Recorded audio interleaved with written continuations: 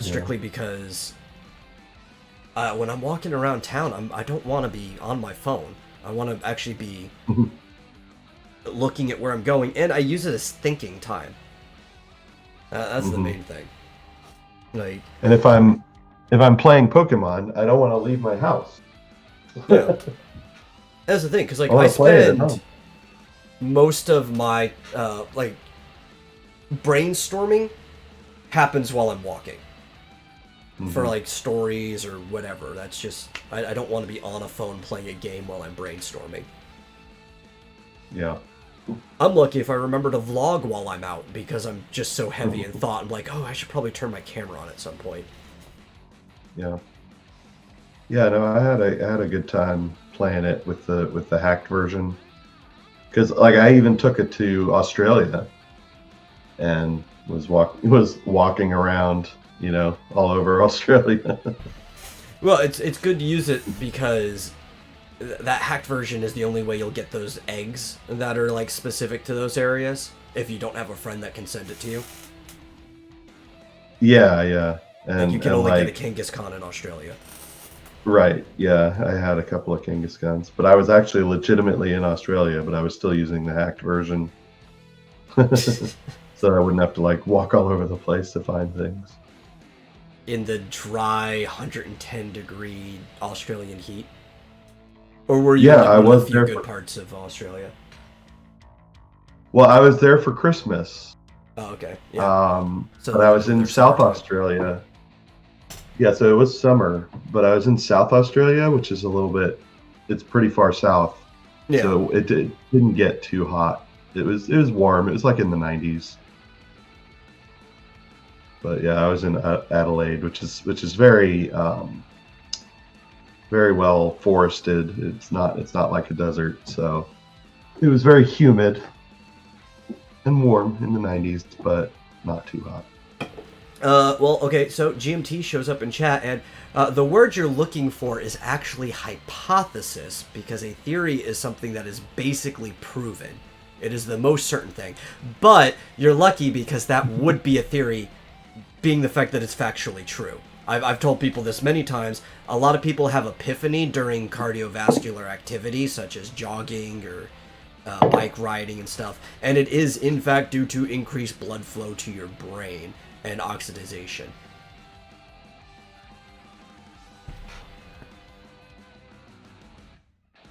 Yeah, that's So yeah.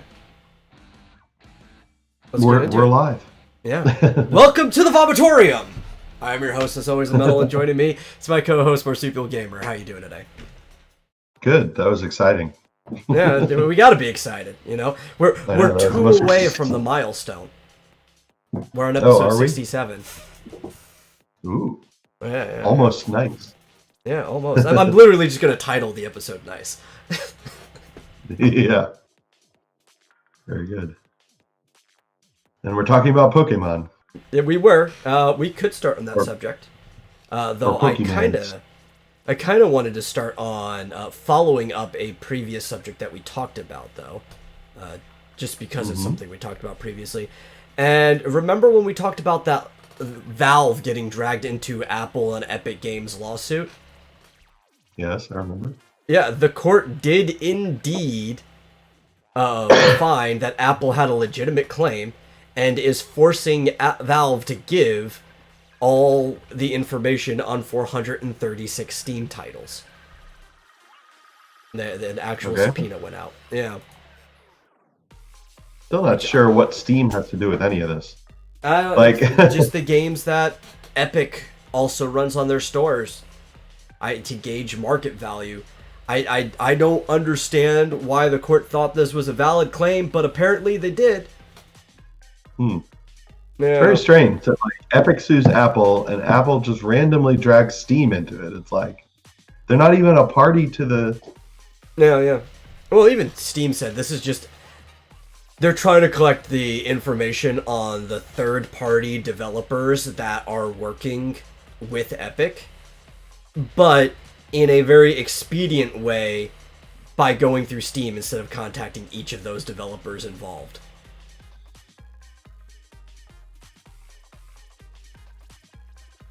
And apparently the court's like, yeah, okay, sure, we'll let it go.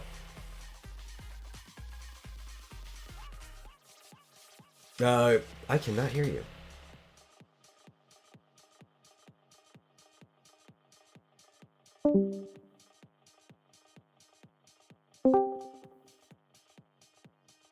Can you hear me now? Yes, I can hear you now.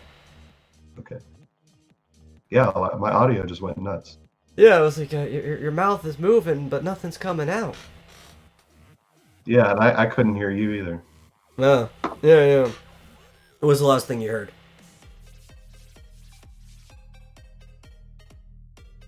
I think I was in the middle of talking. Oh, okay. Well, I think I said just some- started talking again because I stopped hearing sound. yeah. Yeah, I was just saying, I don't see how Steam is a party to this lawsuit at all. Yeah, yeah. And I was saying they're really just looking for all this third party like data from each of the individual people working with Epic, but instead of going and talking to all of the developers that work with Epic, they're just going fast through Valve, which I think should have been a reason to disclaim or throw out the subpoena, but apparently the court didn't. I mean, I guess if you're going to call a witness, essentially, effectively, Yeah. I don't know. I'd have to ask Nick Rekieta or some other lawyer. Yeah, it's like, I don't get it. I mean, I guess you can subpoena anyone you want. You can subpoena a witness, and then they can protest it, and they can say, you know, we shouldn't have to answer this subpoena, and the court can say, yes, you do. Yeah, it's up to the court ultimately at the end of the day. Yeah. Like the sole exception of if the witness lives outside of the country and you have no like justified reason for getting them in here. Mm-hmm. But Valve is an American company, so that doesn't apply to them. Yeah, I mean, I kind of wonder what they could do, to what degree they have to comply. Like, you know, we've seen some lawsuits where witnesses and sometimes even the defendants have been very non-responsive to subpoenas and stuff like that, and non-responsive to, you know, demands for information. And it's like, to what degree does Steam have to respond? Like, I don't know. Yeah, because can they send them a piece of paper with a bunch of BS numbers, or? Yeah, because it has to do with your like Fifth Amendment rights at the end of the day. Like, you do have to answer a subpoena, but they ultimately, the only thing they can force out of you is the truth. But you can like always deny a certain amount of information if you think that information will incriminate you in some way. Or if it's, you know, company secrets, like sales numbers for a private company. I assume they're a private company, or are they public? Well, the problem is the sales numbers aren't even Valve's. That's the issue I have with it. Because Valve is a marketplace, and yeah, they get a cut out of it, but that's why they said they don't keep this information. They're going to have to go through hoops to get it all. The last time we covered this, the sales numbers belong to the individual developers that they're basically using Valve as a shortcut to get to. Mm-hmm. Yeah, I mean, what do you do if you're Valve and you legitimately don't have the information that they're requesting? Well, you cannot be penalized if you have a deadline and can't get the information within a timely manner. But I mean, are they required to go and query the developers? Yes, I don't know the extent to that. I can't imagine. I would think they'd be like, well, look, here are the numbers we've got. We don't have any other information for you. We don't keep that on hand. If you Which wanted... they said when they originally disputed the subpoena. Yeah.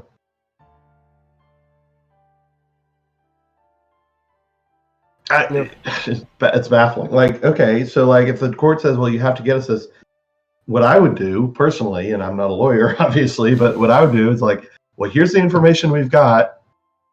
It's not all that you asked for, but we literally don't have that information. You know what I would have returned to them?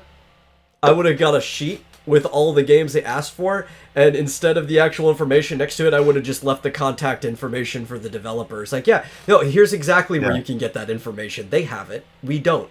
Yeah.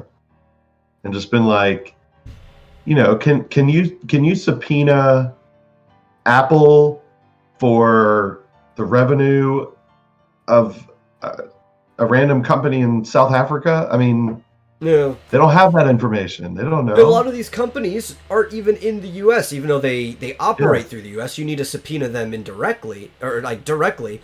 But like Bandai Namco is one of the ones on the list. and they're in Japan. Mm-hmm.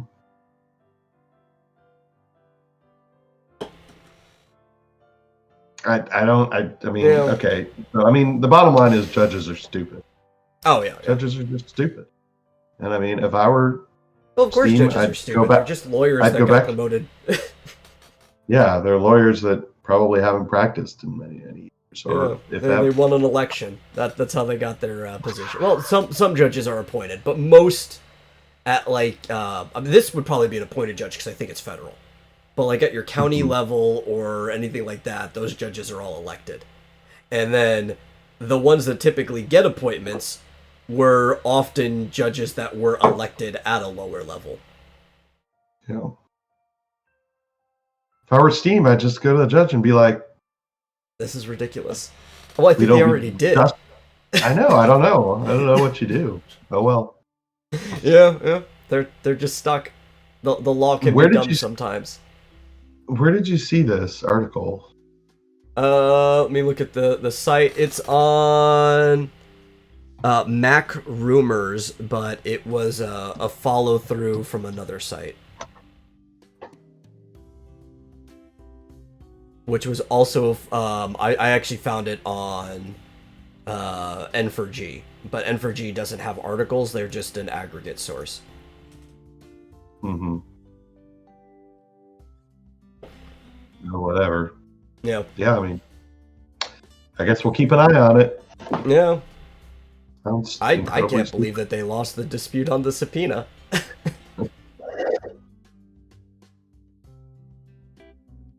don't know. Yeah. Makes no sense to me. And I mean, what a way to make a potential witness like hostile towards you. I don't know. It seems like I don't know if it's like some sort of delay tactic on Apple's part, or I don't know. Like you said, maybe just a shortcut because they didn't want to be bothered to actually go. I think Apple has a really weird defense here. Like, despite the fact that you and I both agree that Apple is kind of in the right here with the store, because you don't have to use Apple's store as a business. Like, well, their defense is basically we're not a monopoly, right?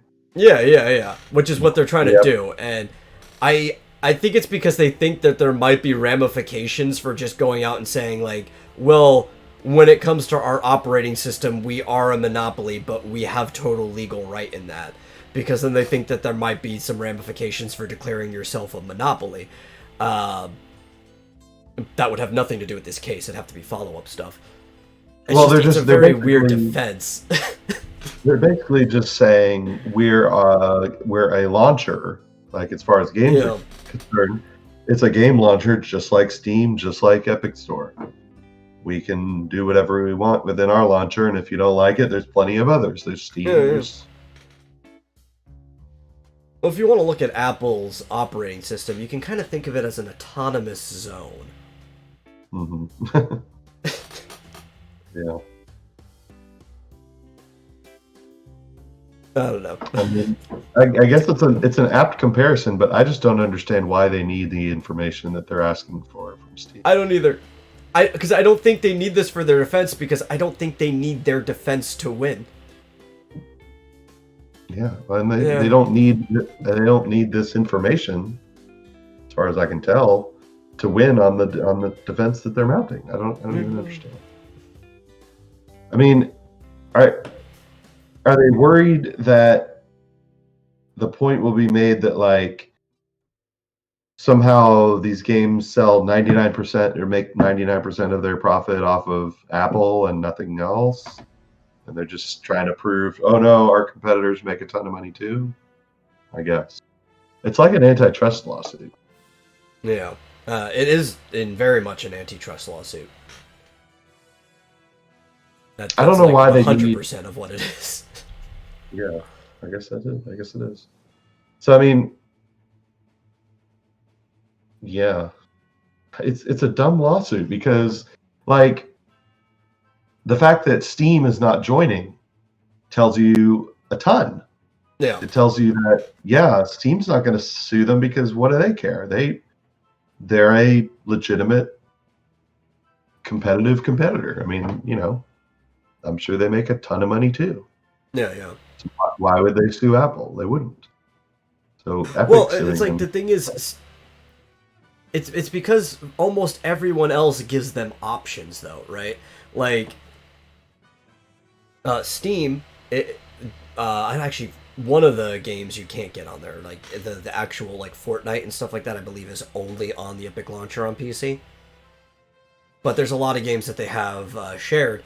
But anytime that like a game has an in-game like currency that you can buy on Steam, there is also like a pack you can buy through Steam that'll come with like a bunch of it. So you can either get it in the way that Steam benefits from it, or you can just buy it directly in the game, and Steam doesn't like punish any game for that. Mm-hmm. Yeah, they basically, I guess their value proposition is that it's easier if you get it. If you've already got the game through Steam, I guess it's easier to get those things from Steam. And Apple has the same, value proposition. Technically, they should. Well, like they it's should. Easier to buy through us. But what they're trying to do is they're trying to deny the other part, right? They're like, no, you can only get it through our store. Yeah. And I wish they didn't do that. I wish they had the same kind of thing where it's like, hey, it's super easy if you buy it through us because we've already got your credit card information. It's just going to charge to your Apple account. You don't have to think about it. Or like Steam's proposition, like not only do you already have the credit card and everything, you don't have to be in game to purchase, right? Like if you like have the will or the whim, I've got extra money, I want to buy this stuff. You don't have to start up the game. You could just buy it right there, get back to it later. It's convenient, Yeah, so GMT makes a good point about it's our OS, so it's our rules. The difference is that at least what Apple's trying to say is there are huge competitors, and Steam is one of them. Yeah. I think Epic is just butthurt that they're not one of them. I also don't think the Windows and web browser incident is an app comparison, because Apple doesn't allow launchers on their platform, really. Like you can't have an app that is a launcher for other apps, right? Mm-hmm. The iTunes Store is the launcher. So the only web browser in that case they allow is the one for their operating system. Yeah, it's actually much worse than that incident in many ways. But also, because of the way things are set up and the precedents, Apple has more standing. But here's the thing. Yeah. Microsoft was getting sued by Netscape for anti-competitive practices towards Netscape. Yeah. And trying to wipe them out. Apple isn't trying to wipe out Steam. They're not really trying to wipe out Epic. No, they're not. This is not comparative cases at all. It would be one thing if they were like, we're going to give away Fortnite for free if you get it on iOS. Mm-hmm. If they did that, well, sure. I mean, Fortnite is technically already free. Or we're going to give away... give you 200,000 of the Fortnite in-game currency for free if you get it on iOS. Yeah. Or we're going to give you other Epic games that aren't free. We're going to give you them for free on iOS. Like they're going to actually pay for them or something, or somehow give them away for free. So I don't know. It would be great. It would be great if Apple did. I mean, I'm reticent to have the court force them to, but it would be great if Apple did give you the option of buying in-game currency either through them or directly from the third. Well, another reason too is like, I don't think they'd want to bring that case up. GMT says there's a lot of similar elements that courts will take into account. But the thing is, You got to remember, Apple is the defendant in this case, not the other way around. They're not the ones suing Epic. Right? So No, bringing but up the Windows... I think what she's saying is that Epic should bring that up. Yeah, maybe. I don't think it would help Epic because they're the one on the attack here. And I think the elements that are similar could only hurt them, not help them. Free Epic loot. But Microsoft lost. Microsoft did lose, yeah. So, I don't know. I don't think it's the same. It's not No, the same I don't either. situation. That's why I said At the the shared time- elements, I think, would only hurt them, because it's not the same situation. At the time, Windows was like over 90% of the marketplace, and their browser absolutely destroyed Netscape Yeah. at the time. Well, this is another problem, right? Apple might be the majority of income when it comes to, like, mobile sales, but they're not the majority of the hardware. Right? So there's not like a fair comparison either. You couldn't bring up. They don't actually have anywhere close to a near monopoly.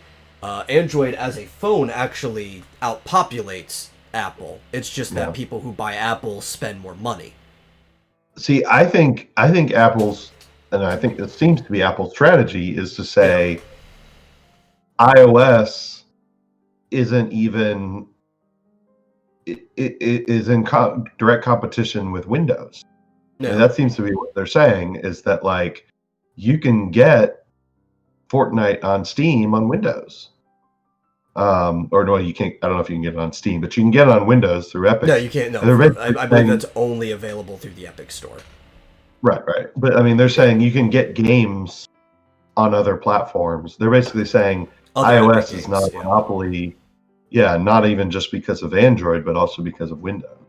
Yeah. Well, it's not even a monopoly on Apple products, only the mobile, because you can get Steam and the Epic Game Launcher on Mac. Yeah, and you can buy the currency from Epic on the Mac. Yeah, because you don't go through the iTunes store when you're on a Mac. Yeah. Yeah. I think it's way different. It's not even comparable. I see people see big operating system versus like storefront / browser or whatever, and they start to put things together, but they're really completely different cases. And that's why I think it could only hurt your case to bring that one up, because of how different they are.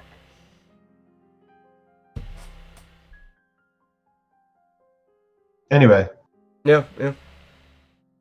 I guess I don't really have that much left to say on that subject. We talked about it before, so I figured we should bring it up. Yeah, it's just confusing to me that they can subpoena Steam for information they don't have, and the court is saying, yeah, you have to give us this information that you don't have. Yeah. Okay. We don't have it. Yeah, you know what they should do is not just the contact information. They should just put like N/A in a bunch of boxes. Like, yep, that's not available. Not available. Like, we don't have it. We can't give it to you. Just a whole list of not availables. And what's the court going to do? Like, punish them? Like, you have to give us this information. Doesn't exist. Doesn't exist. Okay. Anyway. You expect me to find the Library of Alexandria? Just like dig it out of the sand wherever it is? Anyway, we've beaten that one into the ground. Mm-hmm. I guess we can get back to Pokemon. That's what we were talking about just before that. Yeah. Steam on Mac isn't a given after Apple changes its architecture? When's Apple changing its architecture?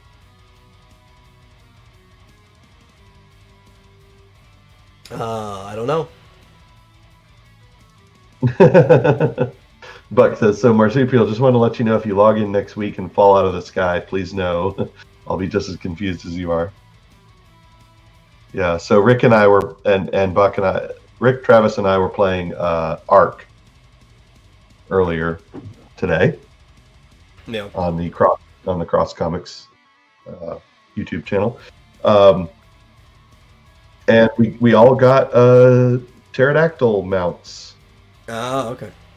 And it's entirely possible that we also discovered. I guess we kind of already knew this, that if we get too far away from Rick and we actually can't get pulled towards him, we'll just teleport to exactly where he is. Yeah, I saw that for a brief moment. Yeah, so if he gets on a pterodactyl and just like flies up or far away, we're just going to get teleported to the middle of the sky and just drop. Dedicated servers. That's what are needed. Yeah, that should be fun. And they move off the Intel CPUs. Why would they move off the Intel? I don't know. I haven't heard this. It could totally be a thing. I haven't heard of it. I thought Apple and Intel kind of had like a partnership going on.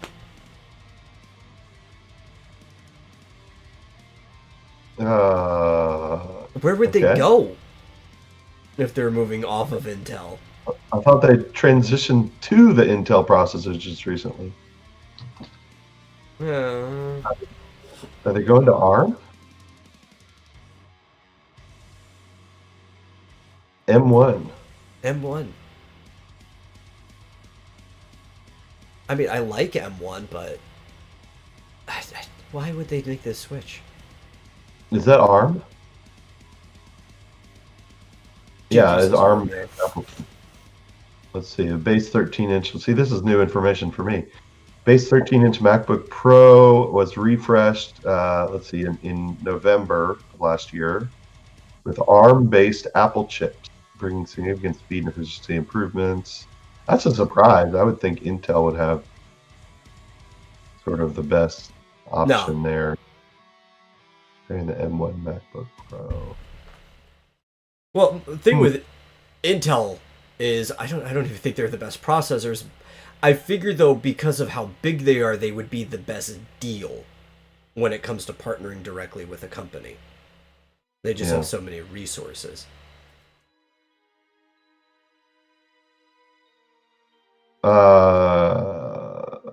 Okay. This is interesting. I'm looking at the differences between the Intel MacBook Pro and the M1.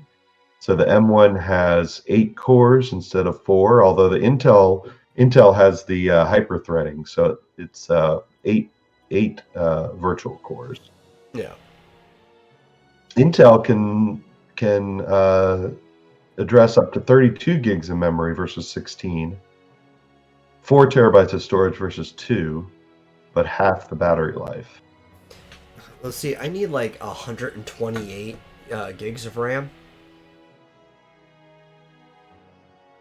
So that's the question: is the way macOS works, is that going to have an impact on applications? Because I remember when they switched to Intel, it made it a lot easier for application developers to make things compatible with Mac. Yeah, well, when they did the initial switch to Intel, that's what allowed so many Steam games to start coming over to it. Yeah, and that's also when League of Legends jumped on to Mac as well. I remember there was a big announcement for that. Yeah, so that is a good point. Unless the M1 chip is fully compatible and doesn't break anything, I just don't know. I have not looked into it. I do need a new MacBook, so I probably should look into it. It's kind of weird the way the operating system works too, right? Mm-hmm. Because like with Windows, it really doesn't matter what you have in there running it. Well, back when they had like on servers, more like modern, a Xeon, yeah, like the Xeon processor servers were always a little bit different. Yeah. But I'm talking about like from an application standpoint in the modern day, it doesn't matter too much.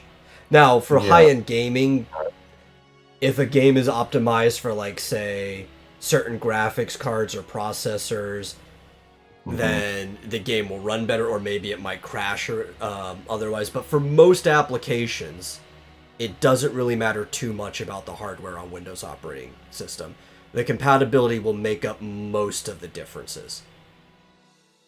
Yeah, I think most of the difficulty will be in the compilers. So like Yeah. Unity and Unreal Engine will have to make sure that it compiles to, code that works on the M1. Yeah. And I think the compilers will probably just adjust. There might be like a gap period while they work on it, but I don't really think there's going to be too much of a problem. Yeah, hopefully the OS takes care of all that. I mean, that's what it's supposed to do.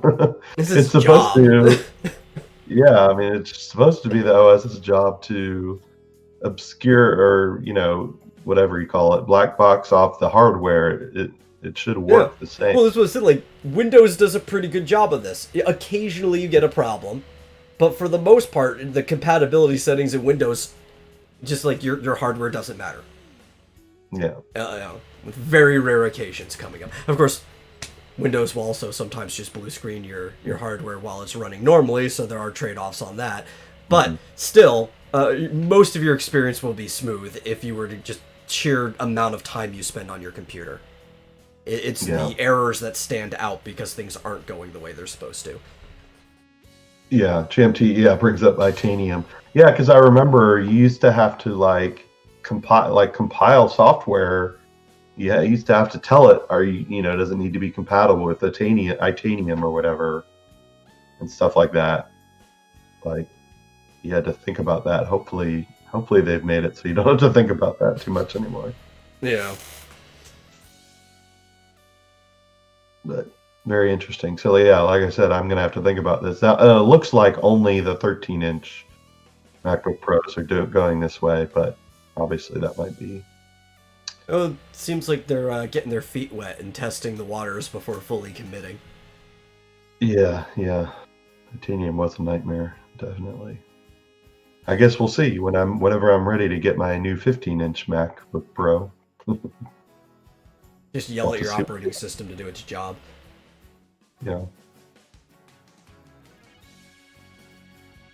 So that's interesting. Oh, look, they're even selling M1 Mac Minis.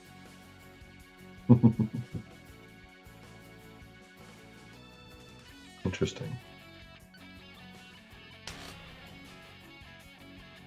And I remember getting a Mac Mini just to like play with it. Now, I'm not a super big fan of Apple, but before, like, my opinion of them started going sour, about a decade ago, right? I did kind of want one of those, kind of like all-in-one iMacs where it's just the screen and the computer's built into it. Yeah. I always thought that was a cool concept. And I played around with one. They ran really fine for a computer of that time. It's not like...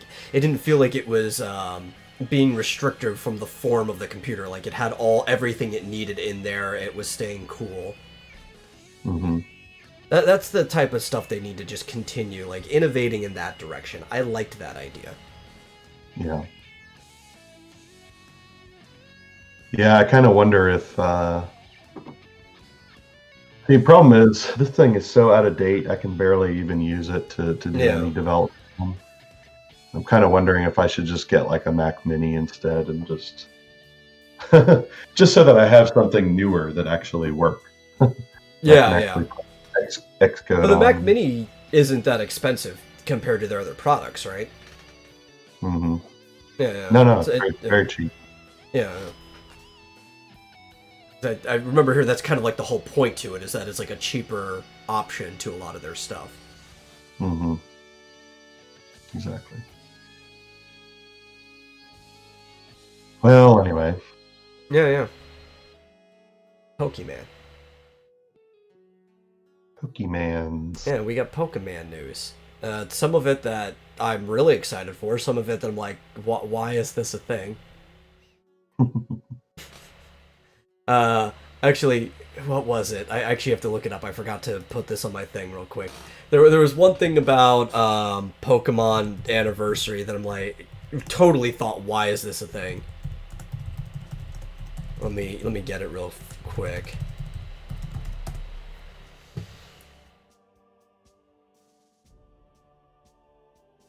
Yeah, it was Post Malone was invited for the Pokemon Day celebration. Okay.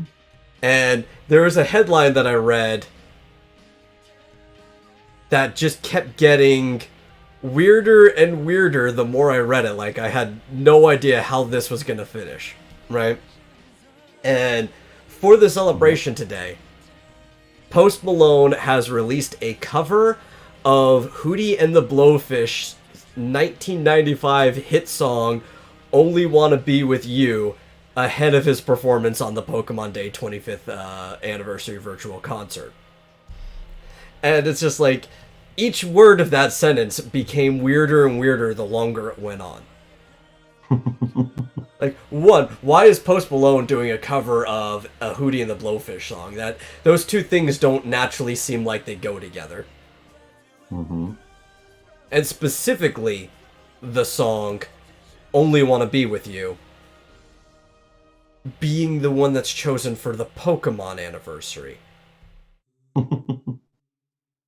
Is it just people that like have only seen the anime and think that all of Pokemon is just Pikachu? Maybe? I don't know. It's like, yeah, it's a game about being with a friend of Pikachu, right? Like, that's the only one. It's like, I don't want to only want to be... Pokemon is more like a harem, where you gotta catch them all. That's in the title. Gotta catch them all. I don't want to only want to be with you. I want to be with you, you, and you. And I don't even want you to stay the same. I'm going to actually force you to change halfway through our relationship. That's Pokemon in a nutshell. Oh, God. That's right. Sometimes more than once, too. Well, it's more, yeah. I mean, it's like, it's like the crazy girlfriend who just wants you to change as soon as she's, oh, you're perfect the way you are, but now I need you to evolve. Yeah.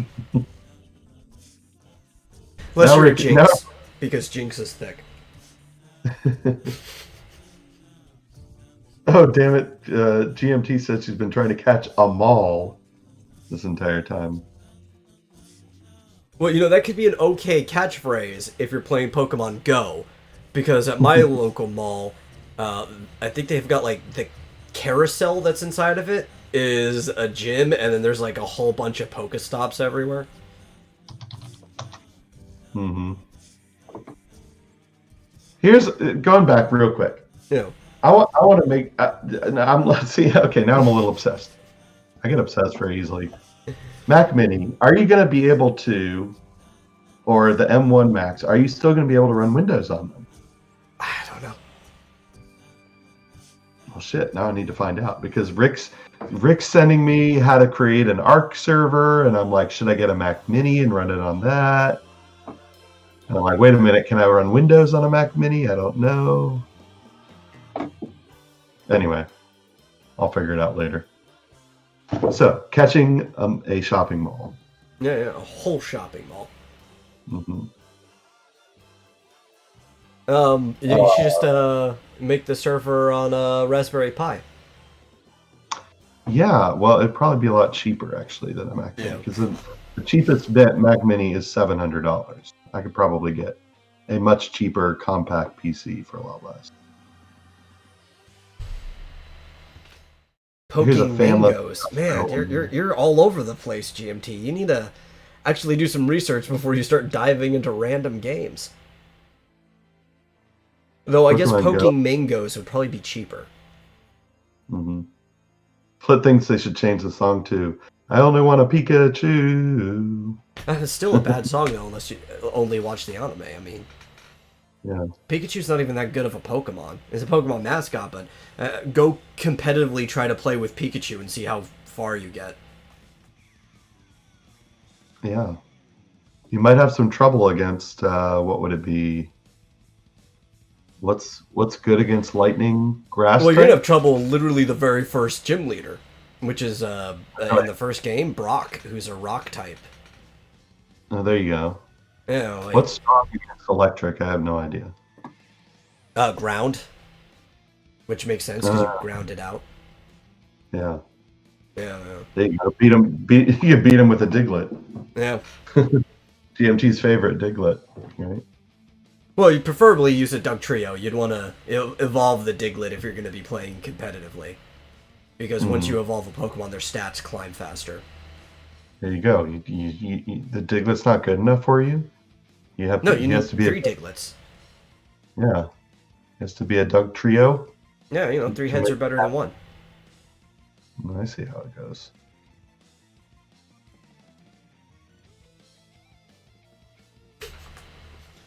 So, Yeah, yeah. But we got a lot of Pokemon news that came out because, you know, Pokemon Day's coming up. It is the 25th anniversary. Just like a couple days ago, they decided, or was it? Yeah, maybe not even a couple days ago. Was it yesterday? Might have just been I thought yesterday. I thought today was Pokemon Day or whatever. It is, but they did like a Pokemon Direct ahead of it. Right, right. Yeah, yeah. So what we got, I think it was a couple days ago. I think it was the 25th when we got the Direct, and we got announcements for a few games. They had an extended trailer for Pokemon Snap, which I'm excited about. The new Pokemon Snap, it seems really fun.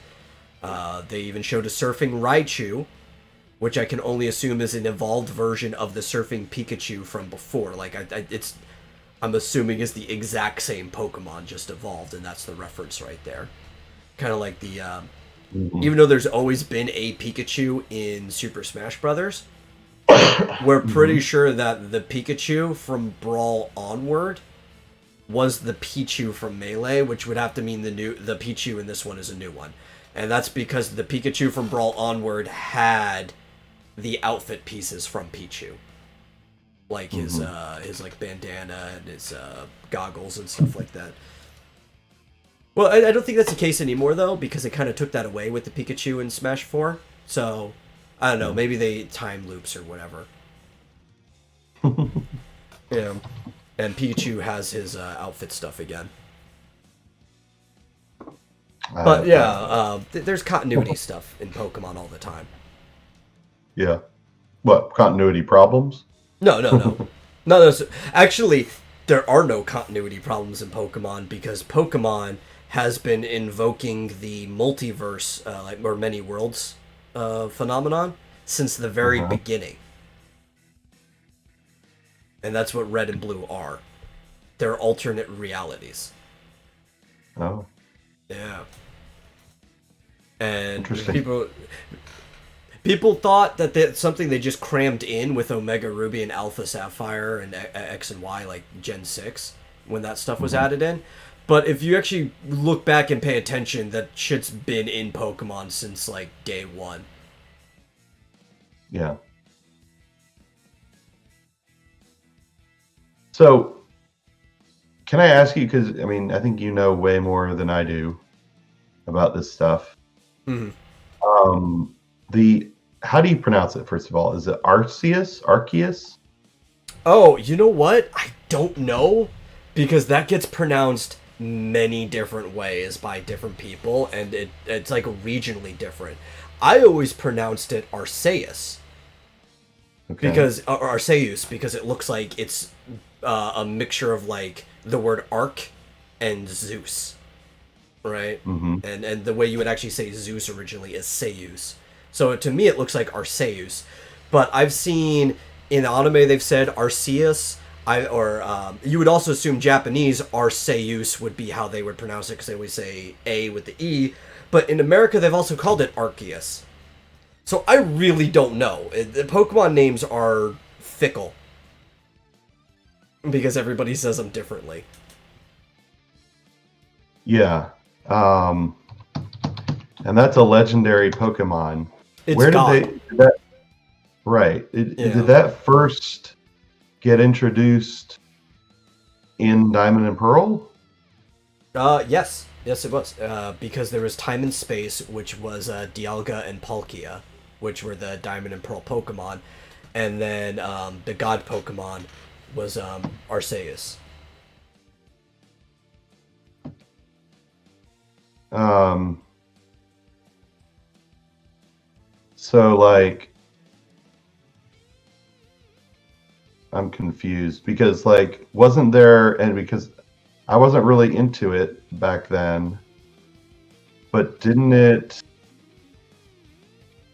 What wasn't Arceus, whatever, wasn't he associated with one of those two, either Diamond or Pearl, and the other one No, had some other legendary Pokemon, no. That's not how it was. like Diamond Giratina or and something? no, Platinum Giratina was associated with, which was so typically with Pokemon, what you do is you have two games that come out, right?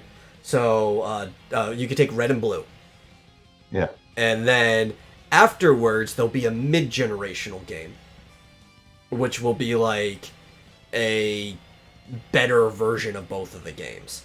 And this originally came with Yellow, which was a version of Red or Blue that more properly followed the anime story after the popularity of the anime, right? So you're still Red.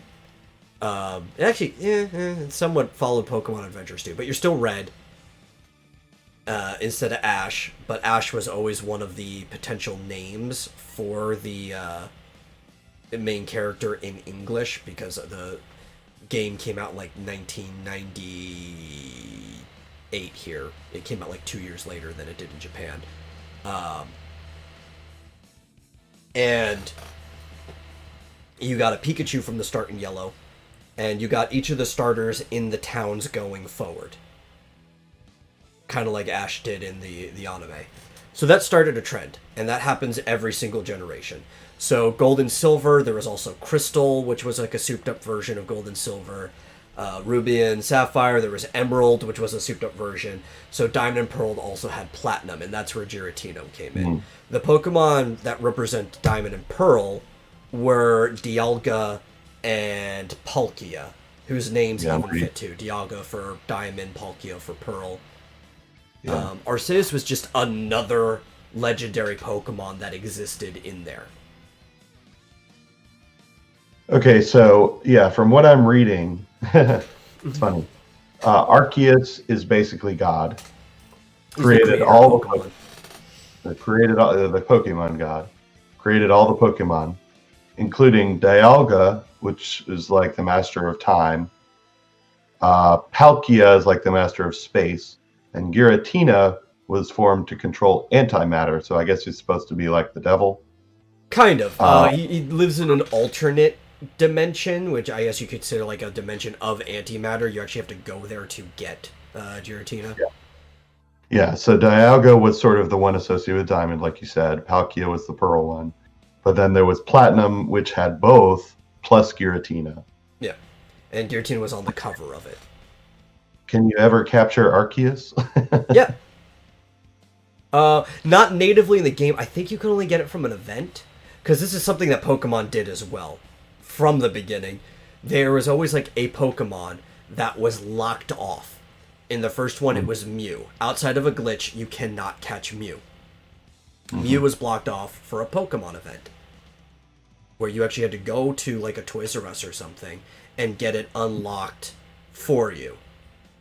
And that continued to trend. There's actually used to be this kind of like convention that went around for years called Pokemon Rocks America. And I went to it for specifically Ruby and Sapphire, so Gen 3. We went to Pokemon Rocks America, and you would go there and they would give you these tickets that would unlock these areas in the game. So it's almost like restrictive DLC that you didn't even have to pay for. The convention was free. I guess we paid for parking and food while we were there. Yeah, and you just showed up. They like linked up to your Game Boy. They gave you the ticket through trade, and then you could go and catch like Lugia and Ho-Oh in Gen 3, despite them being like Gen 2 legendaries and stuff like that. Yeah. And they did that in every single game afterwards, some type of event. Once the internet was hooked up to your system, though, like with the DS and 3DS, most of these events started getting done through the internet. You just like, during the time that it's active, you hook up to the server and they send it into your game. Mm-hmm. So I guess the question is, so there never was Okay, so yeah, I was confused because I know there's usually like two separate versions and they're related to two separate legendaries, Yeah, stuff like that. But because they're alternate realities from each other. right. Yeah. So I mean, here's the question: Are they going to? So they just announced a Pokemon Legends Arceus. Yeah. Are they gonna have a Pokemon Legends Giratina? I don't know. Probably not. Because okay, so this is the announcement that I wasn't excited for was Legends of Arceus. And I understand why a lot of people are excited. To me, even though it like graphically it looks okay, it looks like they're aping off of Breath of the Wild because it's really popular and they're like, hey, let's make an open world Pokemon game where you can go anywhere. Even though it looks more like graphically a cheaper knockoff of Genshin Impact than even Breath of the Wild. Like it's just not as good looking. Yeah. To me, all I see are this shit that I hate about modern Pokemon games when I look at that trailer. Right? I like the idea of it being open world. That's pretty neat. I do kind of want a Pokemon game where maybe you start in a center town and you spread off into whatever direction you want. Yeah. And it's kind of cool that there's like this feudal Japan Pokemon game that isn't Nobunaga Heroes. Which really isn't much of a Pokemon game. It's like a Final Fantasy Tactics game with Pokemon. Fun game, but it's not what you want from Pokemon for the most part. Yeah. But then when you go and you look at it, it's just Pokemon Go in an open world setting where you walk around. Right? Like you see them throwing Pokeballs just at random Pokemon without even fighting them. In a Pokemon Go style. And the battles... I can't really tell if they even look like normal Pokemon battles. Right? Well, because the animations are so fast and it just looks like they're hitting each other. Yeah, from what I saw, he was like throwing a ball and it went way off and like hit a pixel way off in the distance. And I was like, what is he even catching? I don't know. It was like there's a tiny little pixel way off in the distance. Like he doesn't zoom in or anything. Will I play it just for the story? Will I just watch somebody play it instead so I can get the story? Because it doesn't look like I'm going to have a lot of fun in that game, personally. But the game... Right. It's like Pokemon games journalist mode. Yeah. Like, I hated Let's Go Eevee and Pikachu. Like, I like Kanto. I've played the Kanto game several times. I've played through both Red, Blue. I played through Yellow when those games were new in America. I played Fire Red and Leaf Green all the way through. I even recently played through Red again in Japanese because I have like this limited edition Japanese 2DS for Red version that came with a virtual console version of it on there. And I struggled to memorize what certain words look like and played through the whole game in Japanese. Luckily, I already knew how to play the game because I've beaten it several times. But I, for the life of me, could not enjoy Let's Go. Because it was just like, Pokemon Go! But I like battling the Pokemon. I like weakening them. No, you're just having me throw Pokeballs at them now. And that's the one thing I don't like about Pokemon. Like, I wish that you could capture them after they faint. Yeah. I could get that. Like, that would 100% fix Pokemon for me. It bugs the crap out of me that if you accidentally faint them, you can't get them. Yeah, but that's part of the challenge of the game.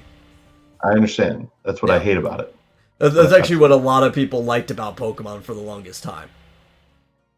I hate that. Especially because you don't get experience for catching a Pokemon, right? So you have to choose whether you... Well, you do now. For the longest time, you didn't, right? So you had to choose, are you going to catch this Pokemon?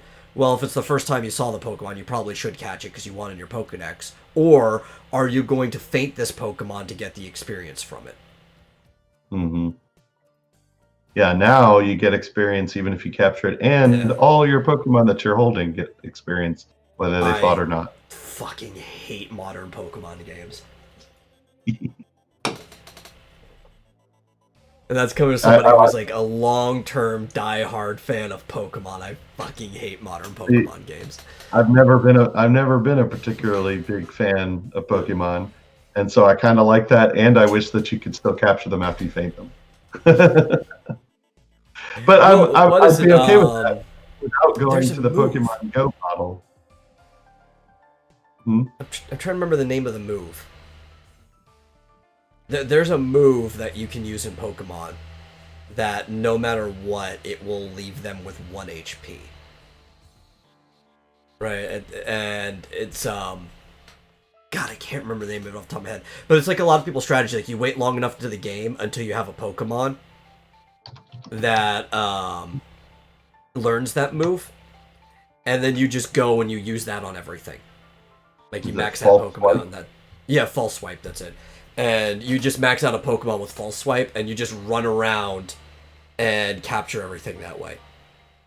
Or, what I do is I just ignore the vast majority of the Pokemon at the beginning of the game, and I come back with Ultra Balls, and then it basically does become Pokemon Go. You just throw an Ultra Ball at the weaker Pokemon to get them.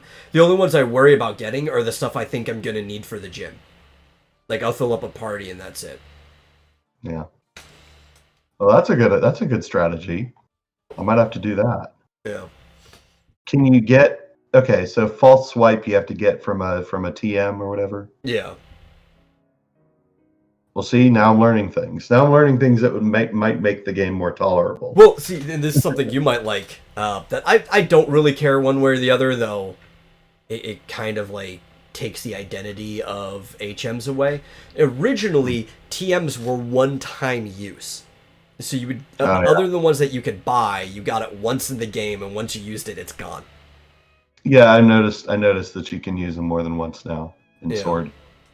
As opposed to HMs, which were always reusable because you needed them to get through the game, the hidden machines. Yeah. What does TM stand for? Technical machine. Okay. I noticed that. Because it teaches techniques. As opposed to the what are they called? The things in Final Fantasy IV, the augments. The augments, which you can only use once, and then it's gone forever. Yeah. So. Well, so they want you to do that in Final Fantasy IV because I told you augments carry over when you start a new save file after beating the game. So what they want you to do is they want you to use all the augments. And so those aren't in your inventory anymore. Because the easy ones, the default ones, you're just going to get back the next playthrough. Yeah. So what you want are to use them to get the better augment, like dual cast. Yeah. Yep. Yeah. I got it. I'm going to try not to be so annoyed by it, but especially because of the fact that those didn't exist originally. In the original game, yeah. You just had to suck it up. Like there was no dual cast or twin cast or whatever once you lost Palamon for them. So. But anyway, so yes, TM stick around. So that's a good. So yeah, I mean, it hasn't gotten so. I've been playing a little bit more Sword. I'll admit I enjoy it. But yeah, there have been times when I've fainted a Pokemon when I was like, shit, I wanted to capture it.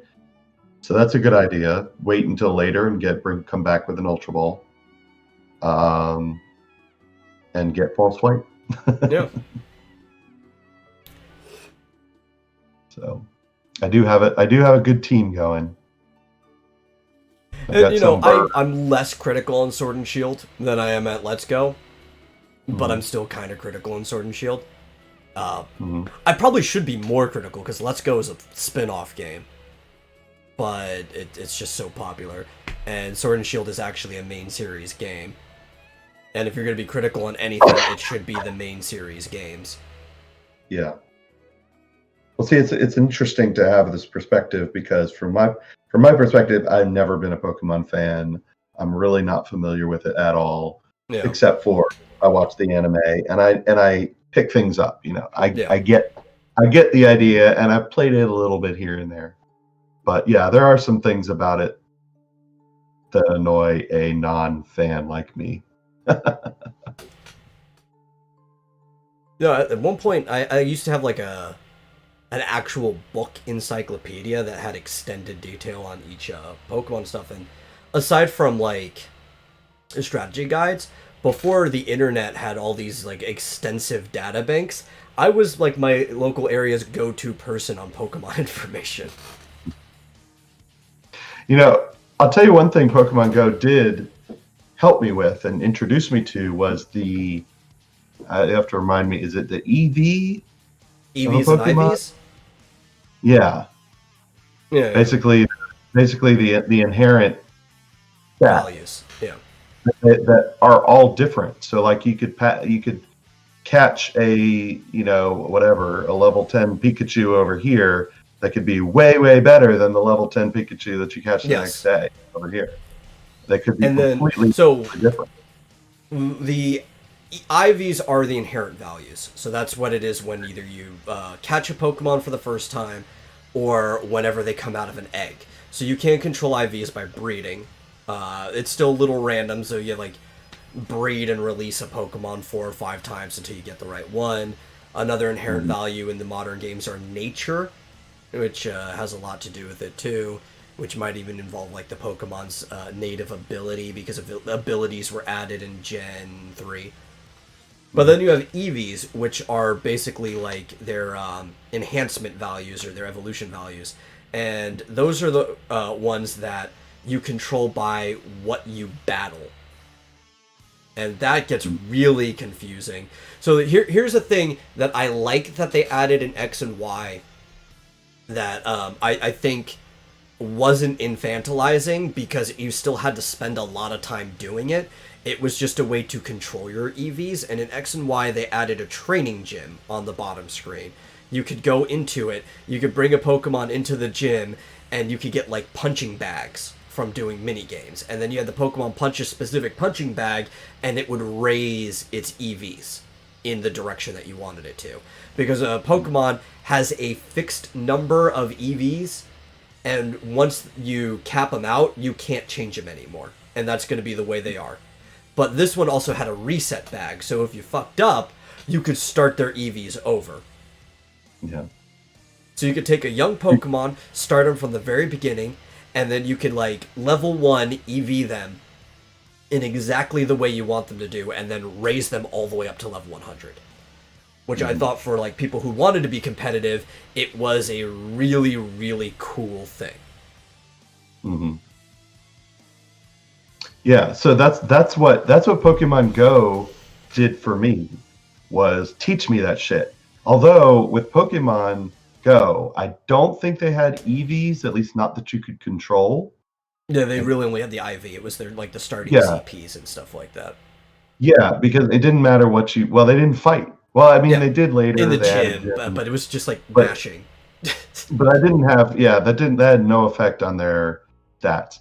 All you Yeah, had was IVs. So I had before playing Pokemon Go, I had no idea this was even a mechanic that existed in Pokemon. since After Gen so 1. I'm sure, Yeah. but I had no idea. And the deal with Pokemon Go is you're just trying to capture just hundreds, just like as many fucking Pokemon as you possibly can. Yeah. And especially with the version that I was using, which is the hacked version, it had like an IV calculator built into it. And so what you do is you capture 100 fucking Pikachus, and you can look at their IVs. And this was kind of an ongoing joke with Pokemon Go is that you could send whatever ones you don't want to the professor, and he'd grind them up into candies for you. Yeah. And so yeah, I learned all about IVs, and I would try to get perfect IVs for a given Pokemon, send all the rest in to the candy grinder. Mm-hmm. And yeah, I learned all about IV. I had no idea what that was until I played Pokemon Go. Yeah, well, it was really cool. Gen 2 is basically what really made IVs matter. Because in the first one, all you could do is catch a Pokemon, right? Like, you couldn't breed until the second generation. So you couldn't even, like, attempt to fix the IV in any way. You just had to, like, hopefully catch a Pokemon with good IV. And some Pokemon, which is why Pokemon later in the game tend to just be better. They tend to have better like EVs naturally and stuff like that, better IVs, because Pokemon were fixed to the point when you got them. Like a Rhyhorn could not be like any less than level 40, because that's where you caught them. But once breeding came in, it's like, well, now this Pokemon could be level 1, so you could train it all the way from the beginning. We need to really fix this IV EV thing. Mm-hmm. Yeah. Yeah. And then things just get crazier and crazier going forward. Yeah. And I know there's a lot of breeding. Seems like whenever I log on to a Twitch stream where they're playing Pokemon Sword and Shield, all they're doing is fucking breeding. All they're doing is getting eggs and riding around in a circle on a bicycle and checking the eggs around. Yeah. Boy, I can't wait to get to that part. Jesus Christ. Every game, I usually find like a route that I like. Like I had a really good one in X and Y, which was like the route just west out of Limoges City, the main one, the town of lights. And this route, I think it's actually the one that the daycare's on. They might have designed it like this on purpose.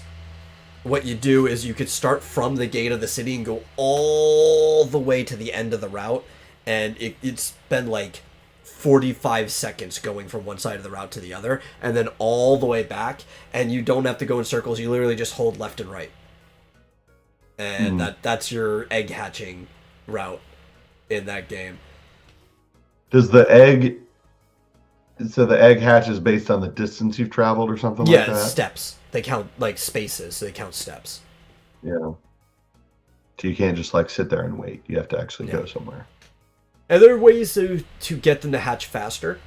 Like a Pokemon that was introduced in Gen 3, which is Slugma and Macargo, have an inherent ability where if you put them next to an egg in your party formation, so if you put the egg in like slot 6 and the Macargo in slot 5, the egg will hatch faster because of the heat that Pokemon gives off. Yeah. Which makes no sense to me since they're both in Pokeballs, but whatever. Or one's in a Pokeball, one's in an egg, but whatever. Yeah. Yeah, do they still give off heat from inside the Pokeball? I hope not. I mean, I think this is it was one thing a lot of people don't understand. I don't think anything in the Pokedex should be taken literally about the information of the Pokemon, because canonically the Pokedex information is being written by the character after they catch the Pokemon, so a 10 or 11-year-old is writing this information down. And Slugma and Macargo are described as being as hot as the sun, which is not possible because with their side, if they were giving off the heat of the surface of the sun, let's even just say the surface, right? They're giving off that heat, they would basically just kill everything in like a 50-meter radius of them with how big they are.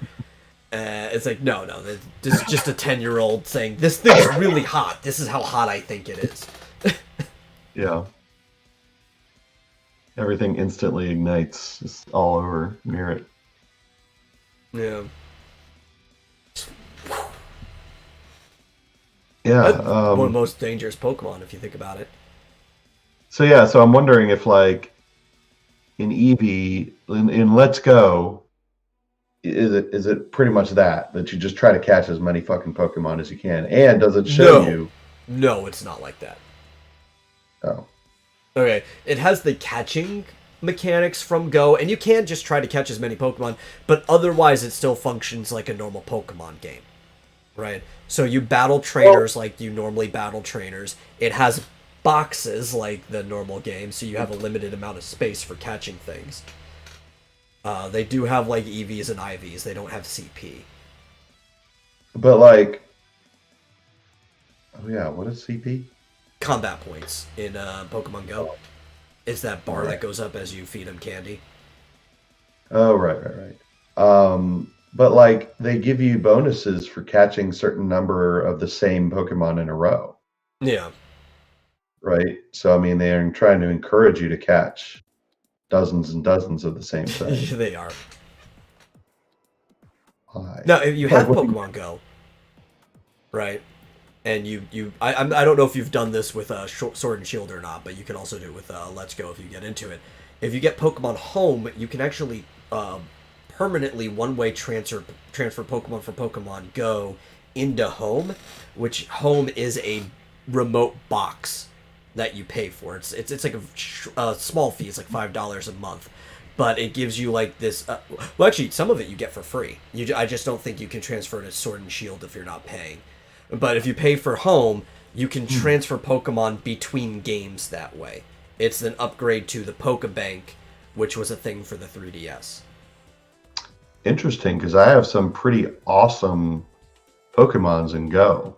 No. I mean, I have like a perfect IV Giratina, or not Giratina. What is the? Shoot. I want to say Ghirardelli, but that's not right. Ghirardelli. What does the Magikarp turn into? Gyarados. Gyarados, yeah. Yeah, a lot of people say Gyarados because of the English translation, but it is Gyarados. It even says its name. It goes Gyar. Yeah, because Peach was obsessed with Magikarp, so we were both like trying to outdo each other, trying to get as many Magikarps as we possibly could. Yeah, I think... Do I still have it on here? I do. So, even though I don't really play the newer games, though Pokemon Home will probably come in handy with the one I'm looking forward to. We haven't gotten to that yet. You get Pokemon Home as an application. It'll focus in a second on the Switch. Oh, okay. Yeah. But not just there, because you can use it with Pokemon Go. Where is it? I have it. Yeah.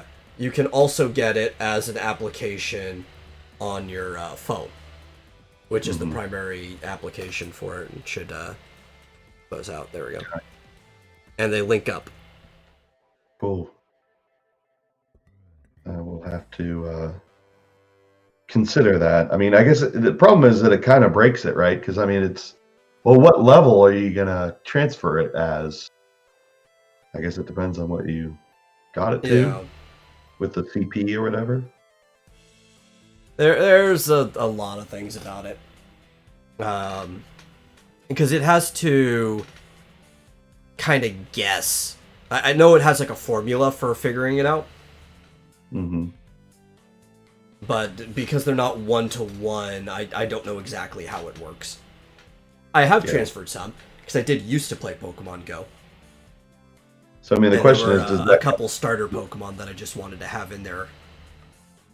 Would that kind of break it because I'd end up with a super awesome Gyarados or something? I do think they get a nerf when they get transferred in, too. Like, they get dropped.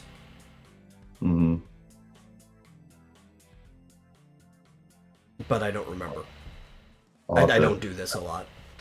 I didn't even think about that because I did have some pretty freaking awesome. I mean, I played Pokemon Go obsessively for like 2 years. So I think I only played up to like when they got the Generation 2 stuff. Yeah. And I know they added a lot more, but I mean the ones I did have were pretty awesome. Gyarados.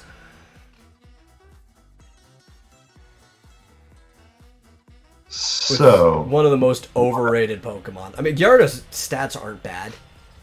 Yeah. But not as good as the torment of having to power level a Magikarp just to get a usable Pokemon.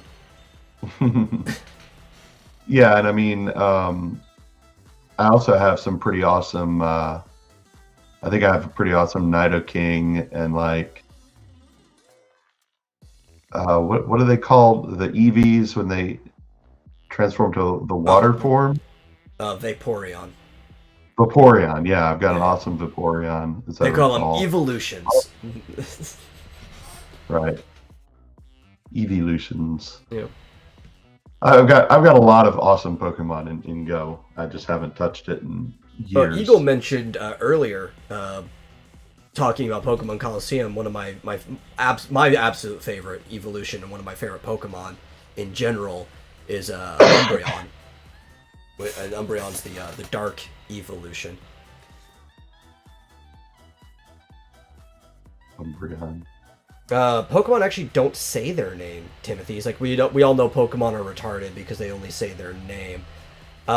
In the anime, like they do, but that's not how it works in the games or the actual world of Pokemon. From what the canon has set up, Pokemon make cries. Very few of them say their names. Pikachu being an exception to that. And you actually see this in Detective Pikachu, where you can tell that it is based more off the games, being the Detective Pikachu is a game before it was a movie, than it is off of the anime. Pokemon make like sounds; they make cries like animals do. Mm-hmm.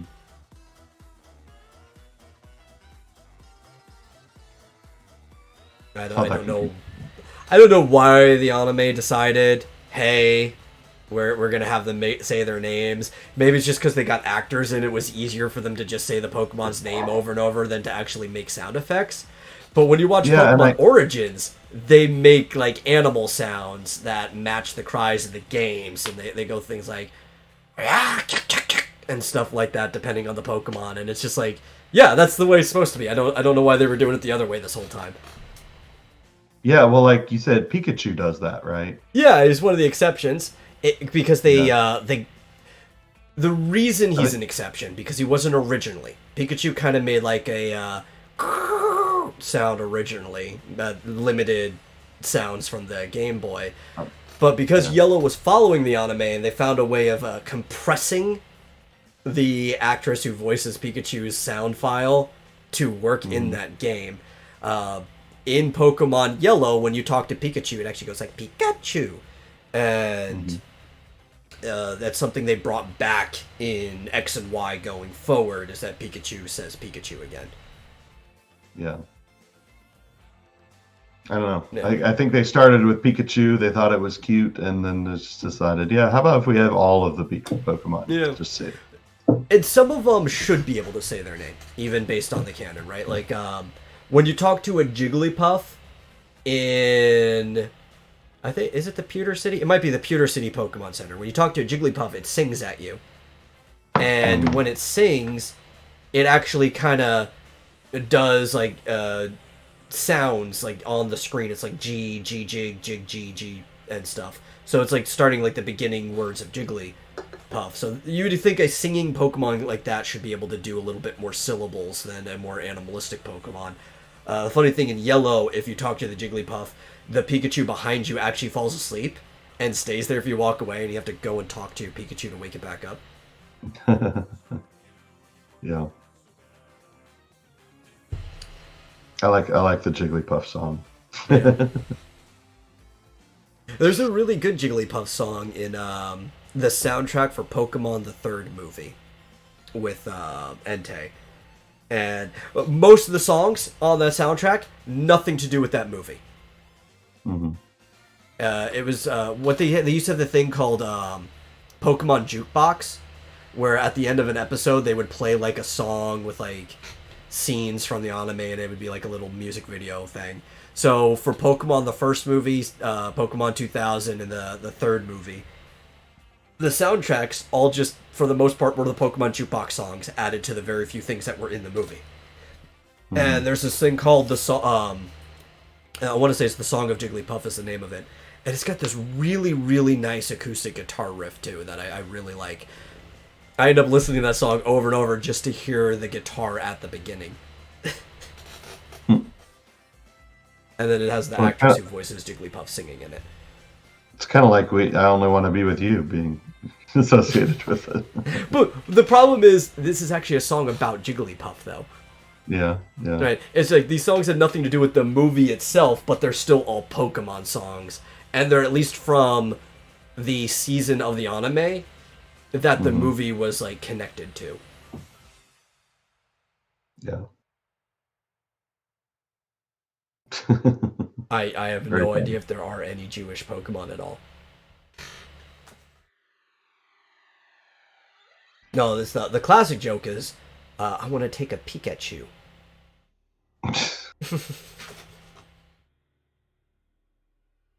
Take a Pikachu. So did you balls? Did you want to rant about something? Because I did. I actually need to go to the bathroom, and I might be a little while, like 5 or 10 minutes. Okay. Sorry about that. No, that's fine. I'll try to make it quick, but if We're you probably wanted to just going to rant, talk now about might the remake. now might be Yeah. a good time. Is what I was going to say. So Yeah. I'll be back as fast as I can. Okay. Godspeed. Thanks. Which, for those who don't know, doesn't mean what most people think it means. Speed, S-P-E-D-E, actually means prosper. So when people say Godspeed, it's actually saying, may God let you prosper, or prosper in God. That's a little classical linguistics for you. Anyway, so, the thing I want to rant about.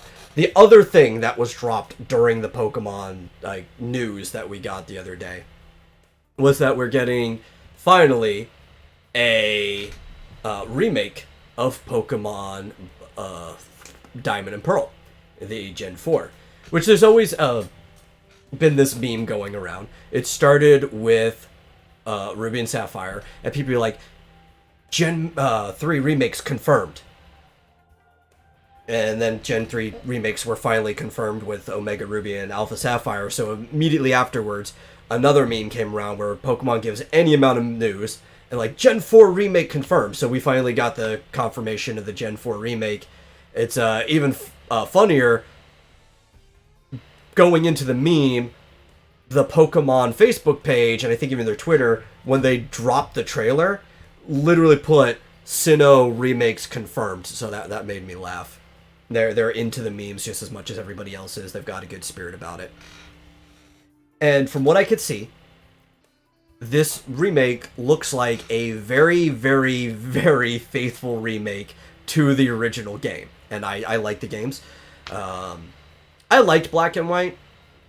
After it, Black and White was kind of where it started getting a little hand-holdy and infantilizing, but I still like the game. Gen 4 with Sinnoh, Diamond and Pearl, were probably the last Pokemon games I truly loved. Because they still felt like in the same spirit as the original two games going all the way up to them.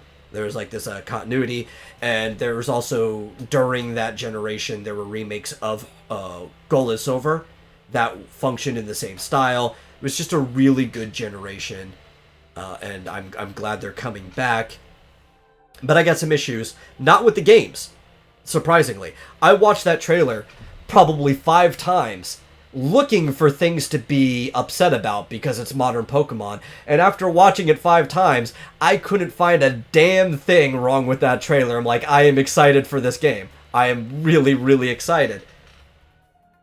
Other people aren't, though, and this is where I'm going to start actually getting to a rant about this. The art style of the game is pissing a lot of people off. And I think part of it, too, is the fact that it seems to be a 100% faithful remake is also pissing people off. They're calling it a port. It's not a port. Even from looking at the trailer, you can tell it's not a port. For one, if it was a port, the game would be pixelated. That would be the definition of a port. It would be the original game ported over. This is actually remade from the ground up. I haven't seen the combat. I don't know how much of the new Pokemon combat stuff is in there, but every time they do a remake like this, they include the new modes, like the triple battle and stuff like that. So all the combat is probably going to be the same. They just didn't show it off. The aesthetic of the game is similar to how the aesthetic of A Link's Awakening is for the Switch. Not exactly the same, but it's the same route, where it looks like they took the sprites off the screen and figured out, how the hell can we make a 3D model that looks exactly like this sprite? I love the way it looks, to be honest, because it does kind of have that little claymation, Duplo block walking around, looks exactly like the sprites that they came from. This is actually one of the selling points of the game for me, but a lot of people are calling it a $60 ripoff. And I guess they don't know the games well enough either, because they're upset that it's not just an improved version of Platinum, which is Platinum, as I mentioned earlier, is the companion, the third game to Diamond and Pearl that kind of combined the aspects of both games and then added more content on top of it, as Pokemon typically does. What they don't realize is that these games are improved versions of Platinum, but also brought back into being two separate games like Diamond and Pearl. Even in one of the towns, it's Floroma Town, I believe is the name of it, there is an NPC in the trailer that you can see standing there. A blonde-haired woman in front of the shop there, who is not in Diamond and Pearl. She's an NPC that was added to Platinum. So from that alone, you already know that this game is incorporating everything from before and treating it like an actual remake. But people are so quick to be like, this game is a $60 ripoff. Fuck you, I'm not getting it, and you shouldn't either. Which they're allowed to have their opinion. I have my opinion about that a lot. The thing that gets me is that these same people are like posting memes like, let's go. Great game. This trailer, piece of shit. And I'm thinking like, well, Let's Go was a $60 ripoff. The fuck is wrong with you? I don't know why I associate with these people. These aren't even journalists. These are people in my own friends list. I kind of have a problem with the direction that Pokemon has been going. I've said this on the podcast many times in the past.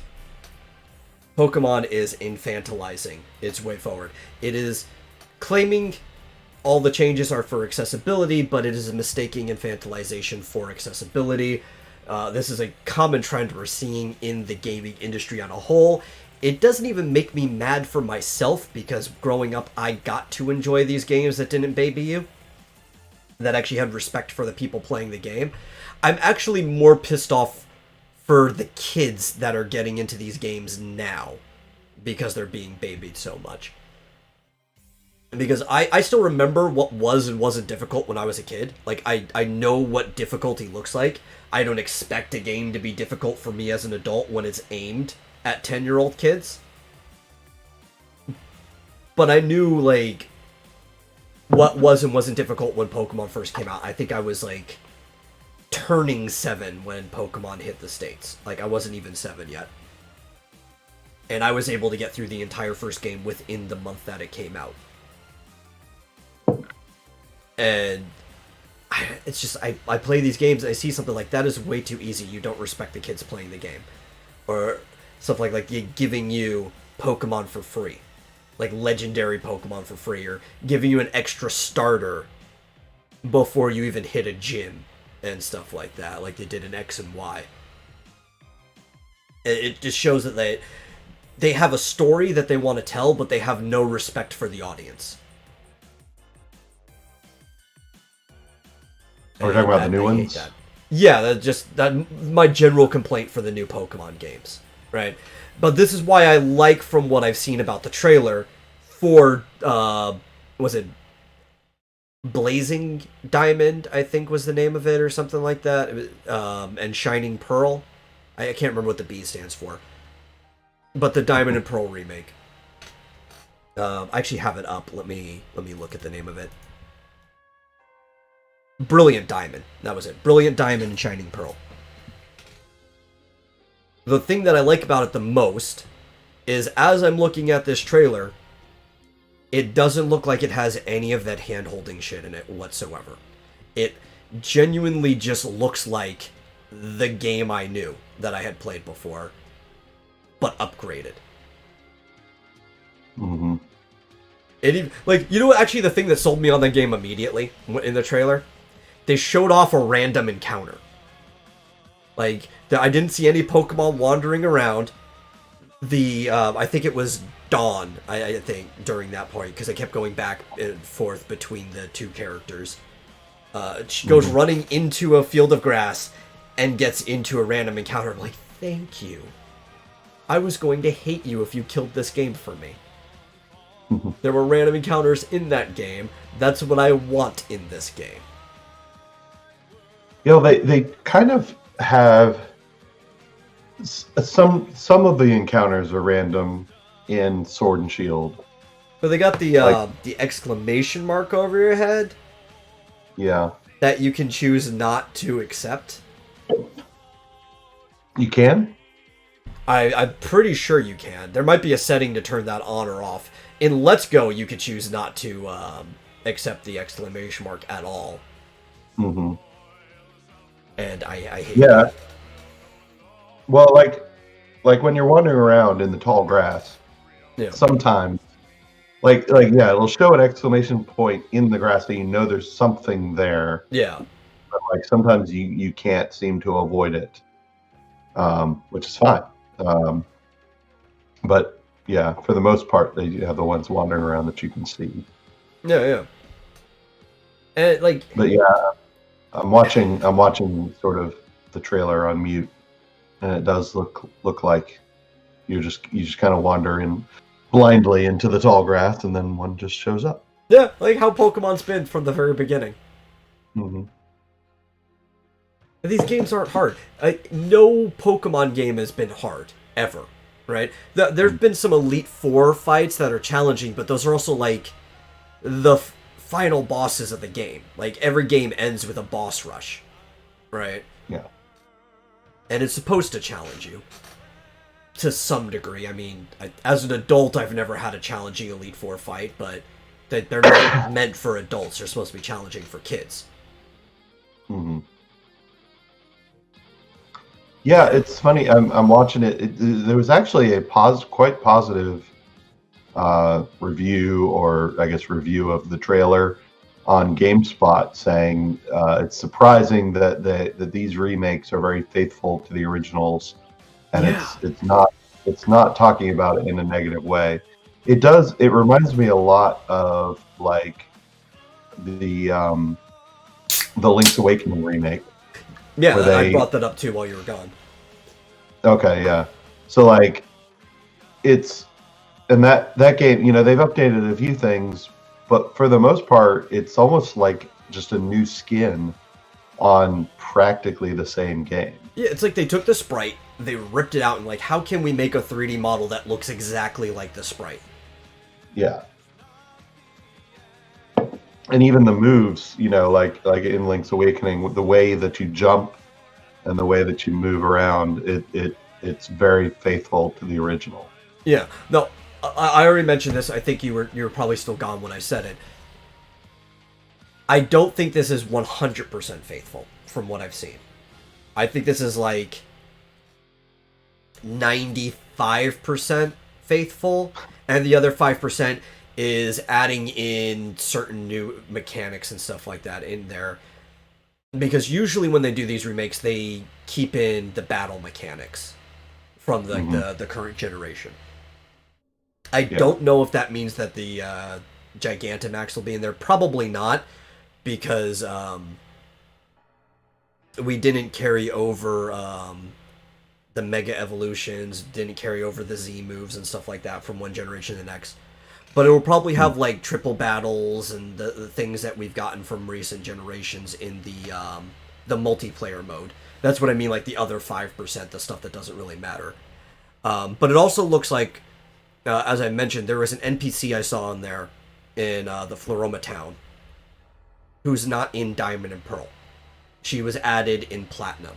So what it looks like is this is taking everything that was added into Platinum, but then splitting it back up into a different Diamond and Pearl.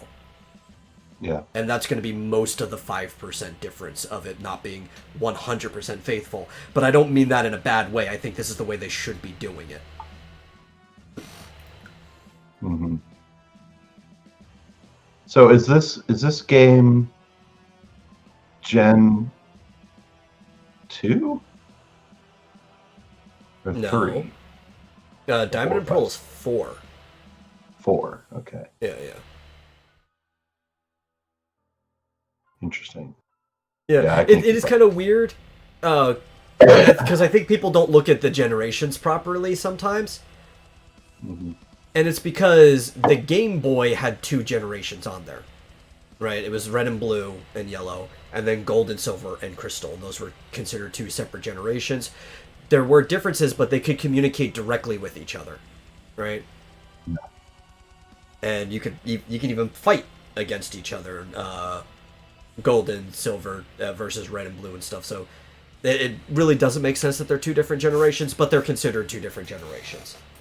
Some people look at it where it's the jump from one console to the next, but that's not how like any Pokemon fan looks at it. So then third generation is Ruby, Sapphire, Emerald, and then fourth is Diamond, Pearl, Platinum. Because Gen 5 is still on the DS as well, Black and White and Black and White 2. Mm-hmm. Oh, I see what they're saying here. So I was confused because what this article is saying is that each remake basically updated the generation that they were remaking in the form of the current generation. Yeah, so we're assuming this is this Gen 4 remake is, let's see, X and Y was 6, 7, 8, Gen 8 mechanics. Yeah, in the style of either Sword and Shield or whatever the last one was, Sun and Moon or whatever. Sun and Moon is 7, so yeah, Sword and Shield is 8. Right. Because they're saying like Ruby and Sapphire. No, wait. Yeah, Fire Omega Red. Ruby and Alpha Sapphire were done in the X and Y style. Right, but the Fire Red and Leaf Green updated the Gen 1 games to be the style of Ruby and Sapphire. Yeah, and it had all the mechanics from Ruby and Sapphire as well. Yeah, so this one's not exactly... Yeah, it's weird. It's 100% faithful in that way, because it doesn't look like it is Sword and Shield in any capacity. It doesn't, it doesn't have the Pokemon walking around, or... If you were to actually do a remake in the Sword and Shield style, you probably wouldn't even keep the routes the same. You'd probably make them more like hallways. Right. So, did you cover up the whole concept of... I guess people were complaining, saying that they don't understand why these games are $60 or whatever. Yeah, because the biggest thing that I was complaining about is a lot of people are calling them ports because they function the same. But you wouldn't call the Link to the Link's Awakening one a port. A lot of people did. A lot of people complained that Link's Awakening was too expensive. I thought they were fucking crazy. Yeah. Well, here's the question. So did like Ruby and Sapphire, or Omega Ruby and Alpha Sapphire, were those full-priced? Those are full-priced games, right? Yeah, but a lot of people like they could use the full Pokedex from X and Y, and they had Mega Evolutions and stuff like that too. In fact, the legendaries were even improved. They had their own form of Mega Evolutions. They were called Primal Evolutions, where they didn't Mega Evolve. They didn't even use up your Mega Evolution for that battle. If you had the stone on them, they just automatically went into their primal form whenever they came into the battlefield. Mm-hmm. Yeah, it doesn't make sense to me because it's. I think what people don't understand, these people who are complaining, is that it's just a design choice. It's if they had decided to do the new Diamond and Pearl in the style of Sword and Shield, that would just be their choice to add those, or to give them the features of the current gen, just because they chose to make it a bit more retro and a bit more retro. Well, and I think they did this on good faith. Yeah, I mean, I think that was a design choice. I think it's a good choice to me. May not be people's preference, but it doesn't make it any less of fully developed, like probably from the ground up games. I mean, I'm pretty sure they didn't take Link's Awakening and be like, let's take all the code that was written for Game Boy and just update it. No, they built it from scratch. Well, I don't know how easy you could. I mean, I guess there could be ways because the game was still functionally 2D. Like, I guess you could have had, like, what you saw was basically just a hologram of something that was happening on an underlayer you didn't see. I'm sure that's functionally possible. That seems like it'd be even more effort than rebuilding it from the ground up, to be honest. Mm-hmm. Yeah, probably would.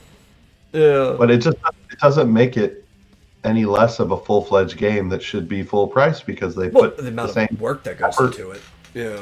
Yeah. Flip says, what are your thoughts on game remakes in general? So Um, I can't give you thoughts on game remakes in general because my opinion is so mixed across the board depending on the remaster, remake, or whatever. yeah, I don't think it's a yeah. bad idea, it's just how it's handled. I think it can be a great idea, Yeah. but I really prefer remakes that are very faithful to the original. Like Same. That is my uh, preference. I really I really prefer the way they did Link's Awakening to the way they did Final Fantasy VII remake. Yeah. I mean, Jesus, that's practically a different game.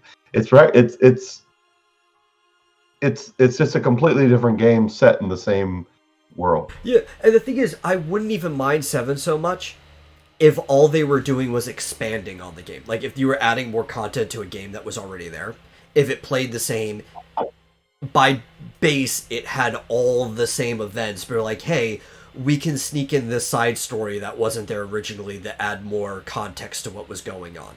That wouldn't have been Mhm. bad, you know? Like, I To don't me, ultimately hate the side story with the girl and her like mom at her apartment with the rest of the Avalanche crew. If that was just mhm, a side thing that was worked into the game that already existed. yeah, but yeah, to me, and like take the Final Fantasy IV remake. Yeah, they added a few things. In some ways, made it easier. But like other than that, it's pretty damn faithful. I mean, there's like scene for scene, like Line for recreations. line. Yeah, Like even the voice acted lines are just the lines from the original game. I've checked, like I've played the games yeah, enough time too that I would be able to tell if something was out of place. yeah. And like, I mean, it's a to me, there's like there's remake there's to me there's Remasterings. three yeah there's remasters. Now remaster is like literally exactly the same game to me. Yeah, A remaster is just a new skin on exactly the same game. So like which I love. for instance, yeah, like the upcoming Diablo 2 remaster. I'm really looking forward to that because I love the original. I'd love to play it in full HD and all that. And we were You told it know, was going to be a faithful remake, so we're taking their word on that right now. yeah, I mean, especially because they're calling it a remaster. Yeah. I would hope that it's exactly the same game, but just with a new skin. Yeah, And well, I the mean, language almost, around it as well as like clarifying because they said not just the word remaster, but they're saying it's going to be a faithful remaking of the game. So when you yeah, have those things together, so I'm gonna hope to trust them that that's what that game is gonna be. yeah, yeah. I can understand Flit's concerns. Now, I have not played the Warcraft 3 remaster.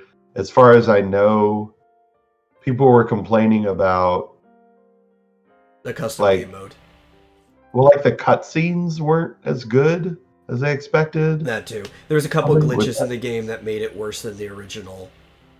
But Yeah. also the custom game mode being gone is kind of like the biggest thing. Like you could still make a custom game. Like you could Mhm.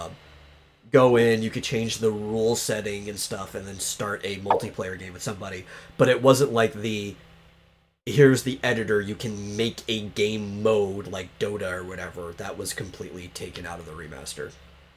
Yeah. Which sucks for people who care about that. Yeah, I know. well, that's the longevity of the game, right? Like, so you want to play through the game initially. You can maybe even run it a few times with like gaps in between. But what gave Warcraft 3 such longevity prior to WoW coming out was the custom game mode. Like, people Yeah. just kept supporting and playing the game. Hmm. But to me, a remaster is almost as close as like the Zelda remasters, the Yeah. Wind Waker HD, Twilight Princess, and hopefully the Skyward Sword HD. Those to me are remasters. They're just HD updates, Yeah, right? because for the most part, those games, all they did, there was a few changes, like, they added touch screen support for like the quick changing to speed up the game and stuff. But aside from that, they were literally the same models in base game, but then they retextured everything so the textures weren't all pixely, and then added different like lighting and shader models so everything looked HD. Otherwise, they were functionally the same game. Yeah, and I mean, the Wind Waker HD update was a bit. I don't know. I'm a little mixed on that. First of all, that was never my favorite game in the series anyway. I mean, it was one of my I wouldn't say least favorite, but well, I guess least favorite games in the series. See, I like that one way more than Twilight Princess, but you know my opinion on Twilight Princess. I understand. Yeah. Yeah. But I mean, so in a way, so here's the thing with Wind Waker, they totally revamped like the second half of the game. Yeah. So the entire Triforce, what do you call it? Gathering. Fish for them, basically, and get the maps. You had to use the crane to pull them out of the sea. Yeah, they totally streamlined that, and I guess I can understand. I mean, in a way, I'm like, would I have preferred if they'd left it exactly the same? Because I don't really like that game a whole lot anyway, I didn't care. But I'll give a thing to that as somebody who did really enjoy that game.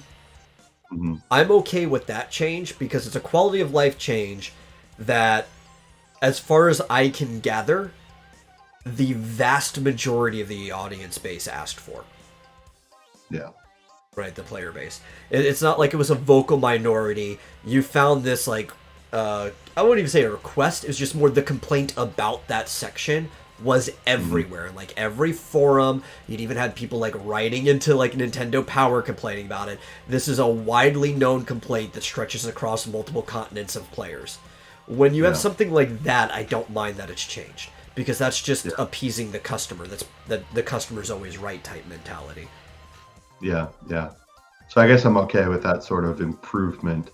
Yeah. But then, but when it comes to remakes, like when they're even going to call it a remake, I'd rather they err on the side of being faithful to the original. Like, and again, this is, coming from a not really big Pokemon fan. I don't know how I would have felt about things like, Fire Red and Leaf Green updating the games to the Ruby and Sapphire level. I loved them. So you liked it too, right? For two reasons I loved them, right? As somebody who, again, grew up with the series, I've been playing it since the beginning. Since it launched in the States. I got it on the day it launched. Me and my dad went there together to a Toys R Us at a midnight release. Right before a school day, but I got the game when it launched. I've been playing it since then. You could still play the original game on the current system because this was a Game Boy Advance game and Game Boy Advances could play Game Boy games. So if you wanted the original experience, it's not like it was outdated. It was still, the game was widely accessible. You could buy Red and Blue. It's not like this reprint was necessary for people to play the game or anything. It's not a reprint. And you could still play it on the modern system. But what you couldn't do is there was no way to communicate a Game Boy game and a Game Boy Advance game. The infrastructures were just too different, and no matter what they did, I even remember talking about it, they could not get Ruby and Sapphire to communicate with the previous two generations. Even the link cable slots for the Game Boy and Game Boy Advance were different, that they would have to have even made a custom link cable for the communication, and it just did not work. So, this idea was to bring in all the Pokemon for the previous two generations that were not in Pokemon Ruby and Sapphire. They even incorporated a lot of the Johto stuff in Fire Red and Leaf Green because they added these islands called the Sevi Islands, which were very similar to the Orange Islands in the second season of the Pokemon anime. And they had a lot of Johto Pokemon there that, like all the ones that were missing that didn't appear in Ruby and Sapphire, because Ruby and Sapphire did have a litter of a few Gen 1 and 2 Pokemons in its native Pokedex. And because of this, this was basically just you can re-experience the adventure with bonus content, but also be able to fill up your Pokedex. Mm-hmm. Right. But how do you it was kind of like an expansion on Ruby and Sapphire more than anything that you had to buy as a standalone game. Mm-hmm. But would you have preferred they do Brilliant Diamond and Shining Pearl in the Sword and Shield style? See, that's the thing is, I'm mixed on that. For the fans of Sword and Shield, I probably would have preferred them to do it, just because it would give them that same experience. At the same time, I personally think Sword and Shield aren't great games. And the Pokemon Company and Game Freak have blundered all over Sword and Shield since the beginning in a way that has kind of like split the player base in half. Right? Yeah. They even like no national decks, right? They said that there's not really going to be the national decks, and then they bring it in when they brought in the DLC, because they kind of backtracked on that. And you're still never going to be able to fill up the whole Pokedex, blah, blah, blah, blah, blah. All kinds of just... I mean, not even shenanigans, because shenanigans are funny. Just blunders. Just nothing but blunders with Sword and Shield. That there's a lot of people that are happy about it, but it's like an equal amount of people that used to play the games that aren't happy about it. It's so not is a it, very is it popular just game. Is it just that Ruby and Sapphire were really good, so you don't mind a game, the older game being updated to that And it was level, widely considered good, right? Like, I'm not even just valuing my own opinion on this. No. There was no, like, there was the Gen 1ers, but the Gen 1ers are a very small vocal group of people. We use the word, like, WUNNERS, because it's like they're whining. We call them Gen 1ers because they only like Gen 1. They don't even like Johto, right? Gold and Silver. Nobody listens to the Gen 1ers. They're such a small part of the community. And actually, they don't even consider themselves part of the community because they only like Gen 1. They're like the melee-only people of Smash Brothers. Right? So, the people who continued after Red and Blue pretty much all liked Ruby and Sapphire. It was widely accepted. There were some people that complained because they hated the soundtrack. Too many trumpets, but that was just like the Game Boy Advance sound engine and stuff. Everything sounded like trumpets. It was the easiest thing to program on like whatever the infrastructure's MIDI system was. Oh, Sapphire is your favorite, Mr. Squeakers? I really like Ruby and Sapphire. I wouldn't say they're my favorite, but I think it's because my favorite was literally this next generation because of the remakes that happened to it, and that's what I'll bring up for this discussion. The games were so popular amongst the majority of the community that it made sense to update it to that to that game engine, right? And because there was no communication. The thing about it is, while it is hard to do now because they stupidly discontinued the online connectivity for the 3DS, so you no longer even have access to the Pokebank, using the Pokemon transfer tools, it was possible for the last few years to get Pokemon as early as Ruby and Sapphire all the way into the modern games.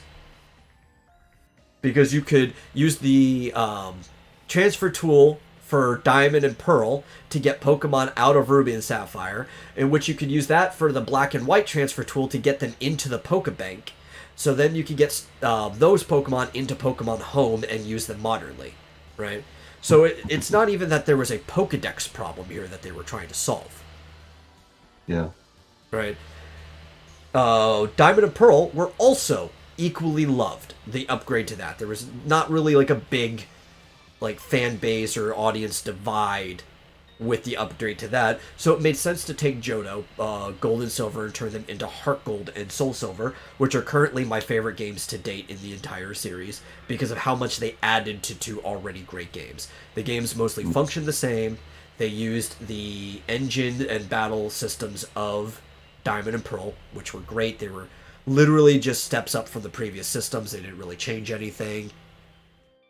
And they added a bunch of fun stuff to it, like the Pokathlon.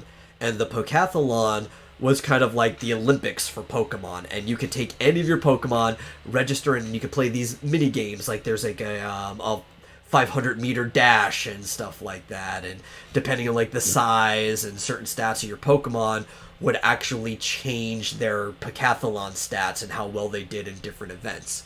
It was really cool. I kind of wish they made a standalone game just for that hooked up to the Pokemon Home. I would play it. It would also probably incentivize me to play these games I don't like as much, because I'd have to play them to fill up my home boxes to get good Pokemon to play these other games. Like, they have such a good incentive system to sell bad games in their hands, and they're not even using that properly at the moment. Like, you talk about the grift. They could grift hard with how Pokemon Go work, or Pokemon Home works. Yeah.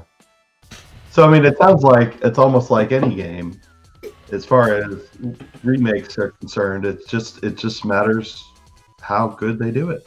Yeah, that's mostly how it is, right? So, like, if Pokemon Sword, if Pokemon Sword wasn't such a divisive game across the whole fan base, I would even put my own opinion aside and be like, yeah, I probably won't play it, but they totally should have just done this in Pokemon Sword and Shield. Yeah. But when you look at the growth, did Sword and Shield sell more in its first couple months or so than Sun and Moon did? Yes. Barely, though. It had not been hitting the slope that Pokemon had been hitting with its growth. It actually dropped off the slope by quite a bit. Yeah, but... And it still hasn't sold as much total now that they're basically considering the lifetime is dead. Like, Sun and Moon and X and Y had sold more total units than Sword and Shield has. I guess I almost said, well, you also have to look at the popularity of the console, but on the other hand, the 3DS console was fucking ridiculously popular. Yeah. So, I mean, Switch is ridiculously popular too. I think in the long run is going to be more popular than the 3DS. And you think that if it wasn't as divisive as people claim, because people on the internet are more vocal than necessarily people IRL, right? Mm-hmm. So Sword and Shield should have been the same growth rate that Pokemon has been hitting. Yeah. Yeah. You would think. Like in a game, another game that suffered from this was, as much as I like the game, Animal Crossing, New Horizons. Mm-hmm. It still sold great. It's doing better than a lot of other games on the system, especially with the pandemic. But its initial week of sales, it didn't. Its growth was not the same from like generation to generation of Animal Crossing. I think it's surpassed now because of more people being stuck home and buying digital sales and stuff, and it is kind of like the pure influence. But for some reason, I think the idea of jumping to the island initially turned a lot of people off. Just because of how dynamically different it was from the previous games. See, I mean, at least I was really attracted to the crafting and like putting stuff outside, putting furniture outside and stuff like that. I mean, I wasn't turned off at all. I liked a lot of the ideas just looking at the trailer. But changing something so drastically is a good way to turn people off, at least even initially. Now, like Animal Crossing, I think made up for it because of the community playing it, even within just a month or two, really sold other people on the game. Mm-hmm. Well, as opposed to Pokemon, where with Sword and Shield, the more and more people played it, the more and more divisive it became. I was turned off that game before it even came out, just because every time Junichi Musada came out and said something about the game, he started out in a way it's like, this seems more attractive, you're actually trying to sell the game to me. And the more he talked about that same thing, the worse and worse it got. Like, now I like this even less than I did before. Mm-hmm. Yeah, it got a lot of bad press, I gotta tell you. Like, when it was first coming out, it was all like, oh, they don't have the global, or the whatever. The national dex is what they call it. National dex, the Pokemon, whatever, wireframes or, designs were exactly the same. Yeah, like they just pull the models right out of X and Y is what it looks like. I don't think that's the biggest problem. But, that wasn't the issue. Right? That's a bad boiling down of what the actual issue was.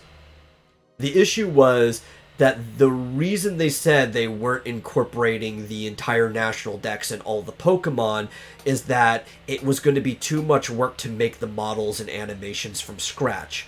But then when people actually started digging in, and it wasn't just that they looked identical, they were literally identical with the data miners, they're like, well, that was a bullshit excuse because you just used the same models and animations. Yeah, I remember now. Yeah, I forgot about that. That was exactly what the controversy was, because it was like, wait a second, you said gave us an excuse.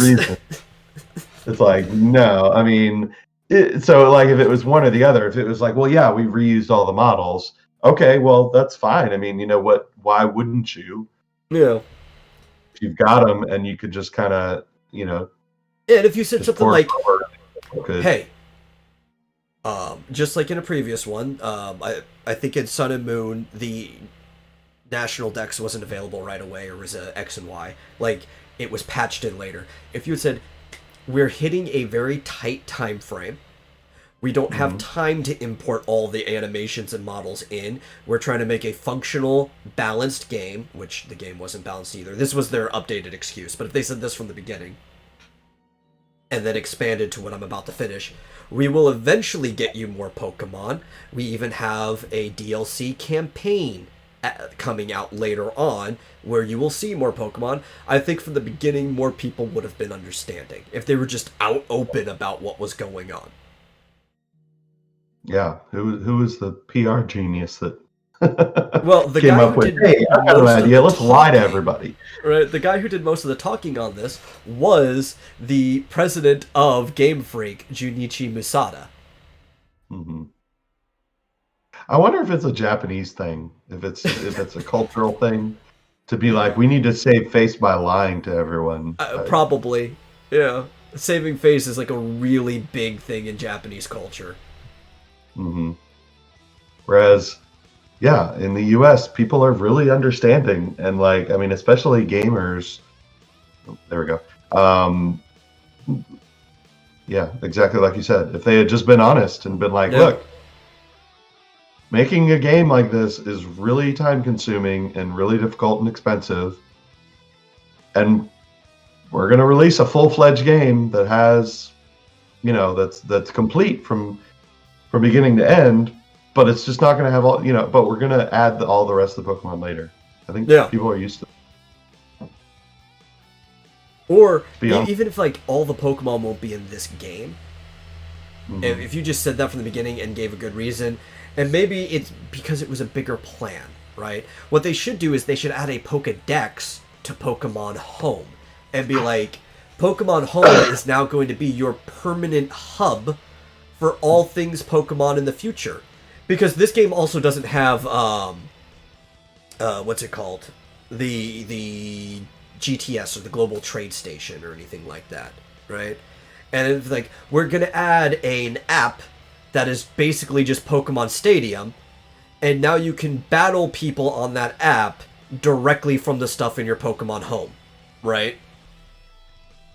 If you were telling them that Home was the main center for the National Dex now, I think people would be more understanding. They're like, oh, okay, I get it. This game is existing to get me the Pokemon from this game for the permanent home. But they didn't sell that like that. They didn't sell any of this shit like that. In fact, Home right now seems pretty wasted because it seems to only be a way of connecting between games, and it seems to also only work one way between the previous game to the most modern game. They need to connect more things to Home to make it worth it. Like, maybe a Pokathlon type thing, or maybe a Pokemon Stadium, or maybe... Because Home does have a global trade center. I wonder if they couldn't make it more easier on themselves by having some sort of central app like that, where they kind of pull things like, oh, we're making a new game, we don't need to redo all this stuff, it's already done. Just pull it into the new game. And that's what I'm saying. Like, I don't care if they reuse models. I really don't. And update the models in the Pokemon Home. Most of the times, like, Maybe sometimes you need to add a new texture because the old texture just wasn't good enough to the quality we have now. Maybe a lot of times it's just lighting and shader models that end up changing, so the model you had before and even the texture's fine, you know? I mean, look at games like Wind Waker. I mean, I don't know why they can't do that even just on the back end, like on their end. Like, why don't they have all this stuff sort of already built, like already in a server somewhere, you know, in a repository, and like just update it as necessary? And it's like, okay, we didn't get around to update. You know, we updated freaking Pokemon's 200 through 1,000, but we didn't get to these 20%. Well, so there's a lot of problems here. Bring them all into the next one and just as they were and update the models later in a patch or something. I don't know. Yeah, one of the things I like about this, I think this remake was also outsourced, and that's a lot of things to it. I don't think Game Freak is the main company working on the Diamond Pearl remaster, from what I've seen. But here's the big problem. Other than the fact that they do have full animations for every single Pokemon move in Diamond and Pearl.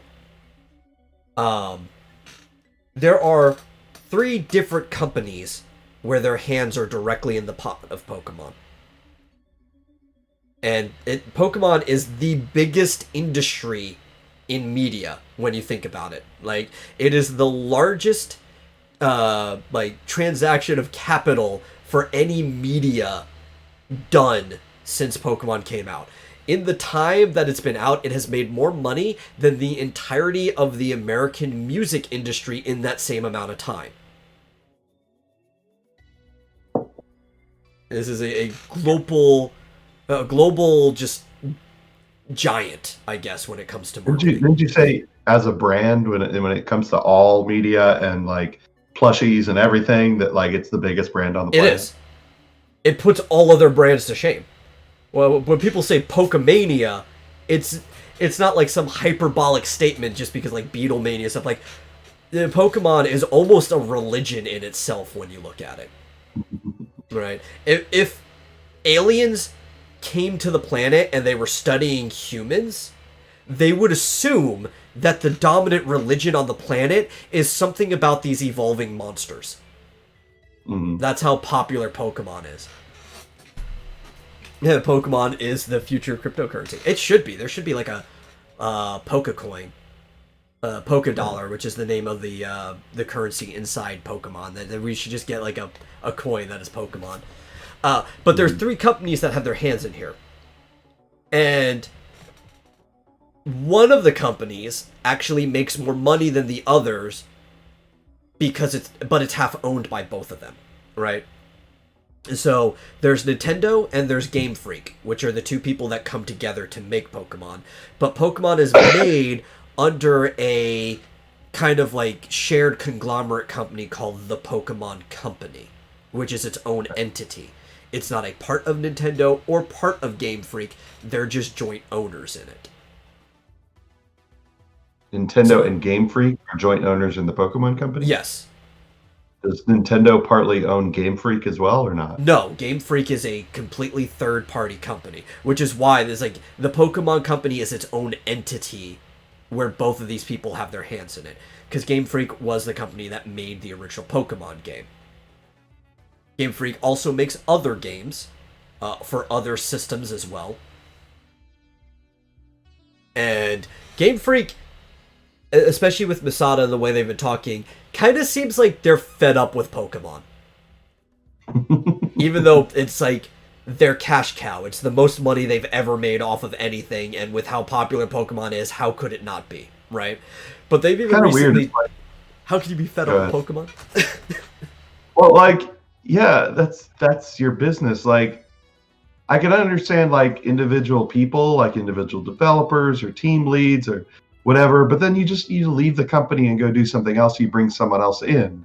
Yeah, or but it's like, the company stay the same, right? Mm-hmm. Or you move to the B team that's not working on Pokemon because they do make other games. The A team of that company should always be the main Pokemon games. Years ago, right before Sword and Shield came out, so only like a few years ago, right? they had announced that Pokemon will no longer be the A team of their company. It is the B team, and they will rotate people in and out of it. Which was the first bit of news that made people super suspicious about Sword and Shield. What else do they make, even? Oh god, they make a lot of different things. Like, they made this Donkey Kong kind of like rip-off elephant charging game for the PlayStation. Like, Game Freak's actually a pretty big company. I'm sure. Let me pull up their games. Most of what you'll see will be Pokemon, but they also, recent game, Little Town Hero, which is on the Switch, they made, Harmonite. It sounds like maybe just like the CEO is getting sick of it.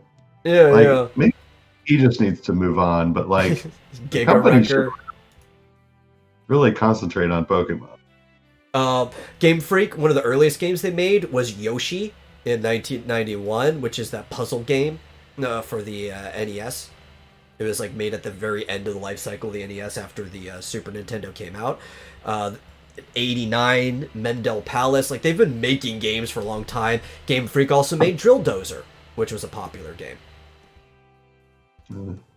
Yeah, like, they've been doing a lot of stuff, but when you go through their list of games, after the year Pokemon came out, the vast majority of their games are Pokemon games. Yeah, I can imagine. And why would you I want don't know. it any other way? If they were going to do that, then what I would suggest, obviously they're not going to listen to me, but what I would suggest to the Pokemon company is to then outsource Pokemon games to other companies. Which they do, just not the main ones. Yeah, but why not?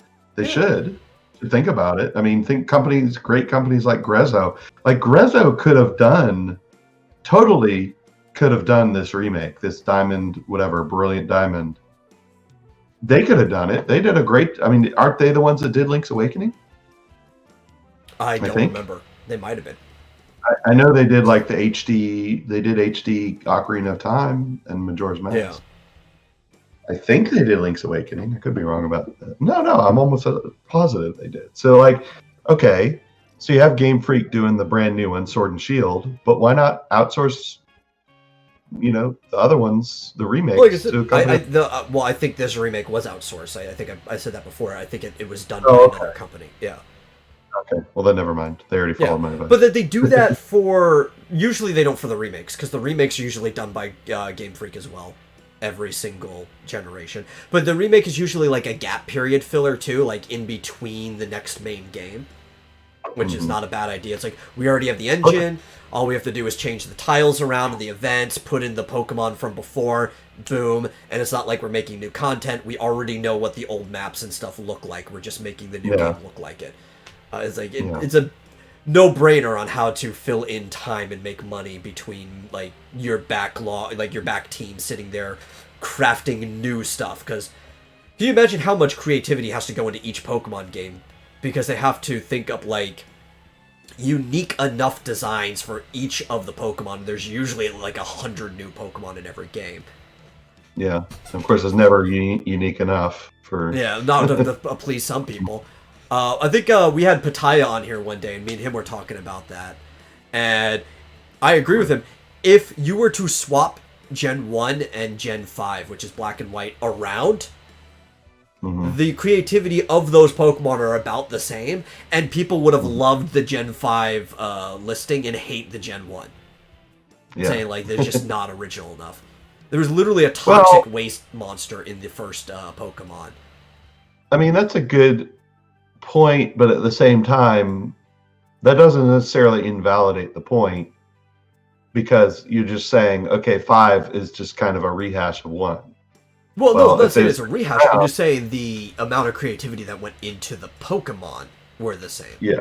There's a lot of different things in there. But people are complaining like there's an ice cream scoop Pokemon. It's like, okay, there was a Mimic Pokemon that was literally just a Pokeball that blows up in your face.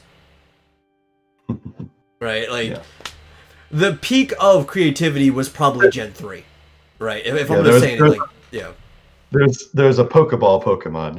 Yeah, Voltorb is literally because they wanted a mimic in the game, and that makes sense because the items when you go to pick them up in the game, the sprite for the item, the chest is a Pokeball. It's just like a big Pokeball sitting on the ground. So you go and you touch the big Pokeball, and then you end up in a battle, and there's a Voltorb in front of you, and it's really hard to catch them. You're going to want to put them to sleep or something like that, because once it gets low enough, it's just going to use self-destruct on you and probably take out your Pokemon too.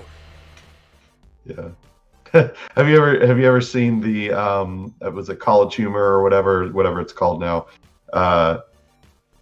video on that where it's like, Voltorb, you self-destruct, and he's like, oh no, and he's like starts the head, he's like, in the eyes of the angel.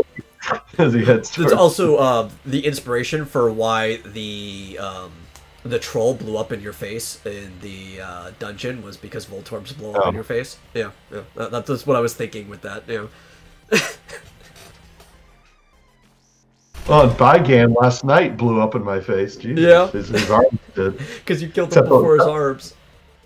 Well, I killed his arms, and then he regenerated them, and then I killed him by accident, and then his arms blew up. Oh. Yeah. What are you gonna do? He Voltorbed me. I'm not like other bosses. I have snake arms. Yeah. Well, it's funny because the second arm didn't self-destruct for 2 more rounds after that. Because it was waiting for the ATB to come back around for that move. I know. Yeah. Well, I think it did another attack before. Yeah, because it was probably in the middle of the countdown for an attack when the other one died. Yeah, it was funny. So it was just like a waving arm sitting there for another round. It's a floating snake for no reason. Yeah. So, roundabout way to say, remakes, it's just like any other game. It depends on how good it is. They can be good or they can be bad. Is the bottom line to that whole conversation.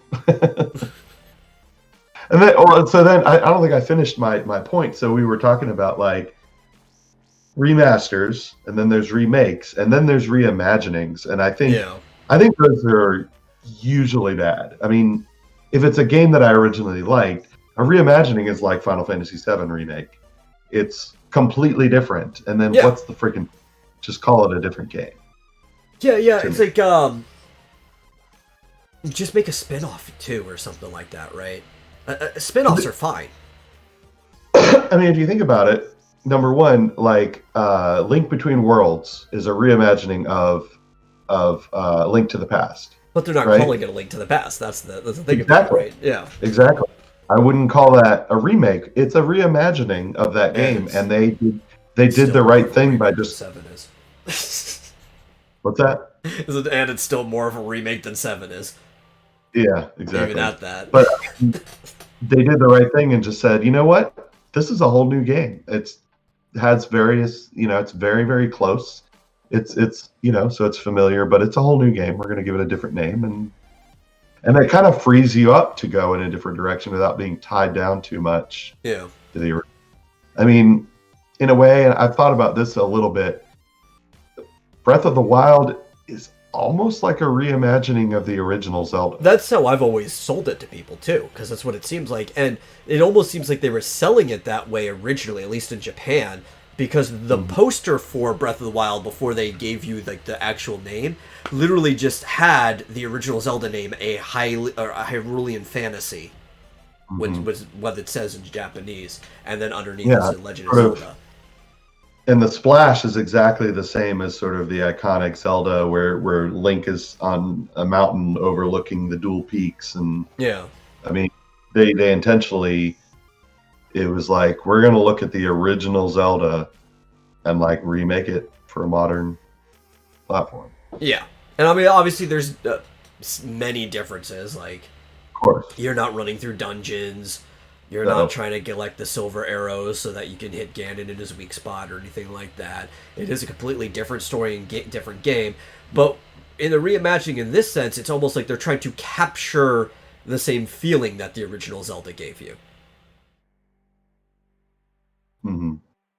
Because the original Zelda was really that. Other than finding dungeons, it wasn't like a heavily populated world like we see in later Zelda games with towns and stuff. There were people who lived in like their caves and everything, but you were kind of just a guy who was dropped into the wild, running around killing these monsters that have ransacked the countryside, and then ultimately going and defeating Ganon. Mm-hmm. With very little in the way of direction. Oh, yeah, they didn't tell you shit. They'll tell you, I think you should go over there, but if you say, fuck that, I'm going over here, okay, whatever. Yeah. And realistically, like, there's certain things you can't do until later, like you need the raft to do certain things and stuff like that, but some of the stuff you could just do in, like, any order depending on when you find it. Yeah, you could enter in the original Zelda, as soon as you got a candle, you can enter level 8. Yeah. If you wanted to. Good luck, but, you know. Good luck with a wooden sword and 3 hearts, but still, you could. Try telling that to a speedrunner. Yeah, of course. But, yeah, so reimaginings, I they can be good if done right. I mean, if almost, I would rather they just call it something different and say, yeah, this is a reimagining of this game, but it's a whole new game. It's a whole different thing. You know, you'll see some similarities, and you'll see where we brought over some stuff from that old game, but really it's its own thing. Yeah. And reimaginings can be fine. Like, so there was a reimagining I really enjoyed. I think I complained about this.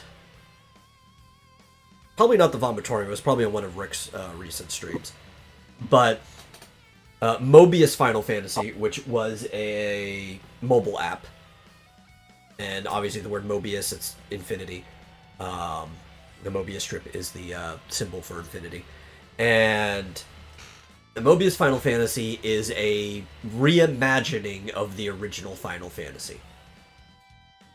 Because, as we know, going forward, they kind of stopped treating the original Final Fantasy like a D&D campaign where you pick 4 different party members and go through that. And the actual lore for it, connecting to Dissidia and all the other stuff, is that there is a Warrior of Light that takes down Chaos. He's even just referred to as the Warrior of Light in, like, Dissidia and all the crossover games and stuff like that. He's got, like, this blue armor with these yellow horns on it. You would have seen him if you were to have done the intro to Final Fantasy 1 on PlayStation. Because it shows that warrior fighting, like, a four-armed dragon, which I guess is kind of supposed to be a representation of Chaos. It's 8 limbs total, it's like 2 legs, 4 arms, wings, which Chaos does as well. It's just more of a dragon. And Mobius Final Fantasy follows a variant of that character, because that character also had white hair. And his name was Wall, W-O-L, but the L was capital. It's like, okay, so Wall is short for Warrior of Light, right? And Wall is kind of like, he is a player in a virtual world, basically. Like, he's dropped down into, like, this dot hack style situation. And there's other walls. And but he's not actually, it's not like a digital world. It's more like he's a remnant or a memory. And all of these remnants are useless. They're like NPCs, but you might be special. They're trying to see how far these remnants go. And as you go through, eventually you meet Princess Sarah, who hasn't been kidnapped, but she is important to this. And you find out about the crystals, and you meet Garland. But you meet Garland at a time where he's still part of the royal army and family. And also during this time, a giant being named Chaos is constantly attacking the town of Corneria, and you help the army fend it off. So it's almost like a different world line of the original Final Fantasy. And that's fine, because they're not selling the game as the original Final Fantasy. It was a mobile game called Mobius Final Fantasy. I don't know what Timothy's asking. So you do or don't agree with what? Whom? What are you talking about? He had said, seems like there is a little more to Pokemon than the Muscle Men toy line, if you remember that. I actually don't remember Muscle Men at all. I don't know what time that was. It was probably before me. Yeah, it was in the 80s, late 80s. There were these little guys. They were originally all pink. Okay. And I had hundreds of them. It was just like Pokemon. They had I think they started out with like 100, and then they added 100 more. They were all unique, and they were. I mean, they were just little. I don't think they even moved. I think they had like little wrestling little toys that you could put them in like a wrestling ring and like slam them against each other. But I had hundreds of them. Oh, and eventually they added more colors other than pink. Yeah, I mean, there's probably a similarity. I don't know if that is like a direct inspiration, because it's not the first thing to have done that anyway. There's things that go way back that had been doing that exact same thing. And they all had a name. They all had a backstory. They all had, I think eventually there was a cartoon maybe of them, maybe a video game. I don't remember, but... The thing about Pokemon is that it's not at least from a marketing standpoint, when it comes to the number of things in it and selling toys and stuff, it's not the first thing to try to do what it did. It was the first one to become so majorly successful at what it did.